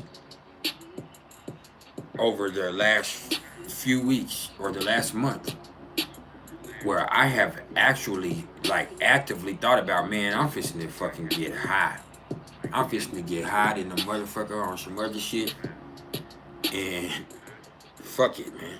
Fuck it. This shit is fucked up. Life is crazy. I can't go home, man. Like, ain't nobody paying attention to me, so I might as well fucked up. But then I remember that I have y'all. Like, I have people that, man, would be so fucking disappointed if I turn this shit on looking fucked up.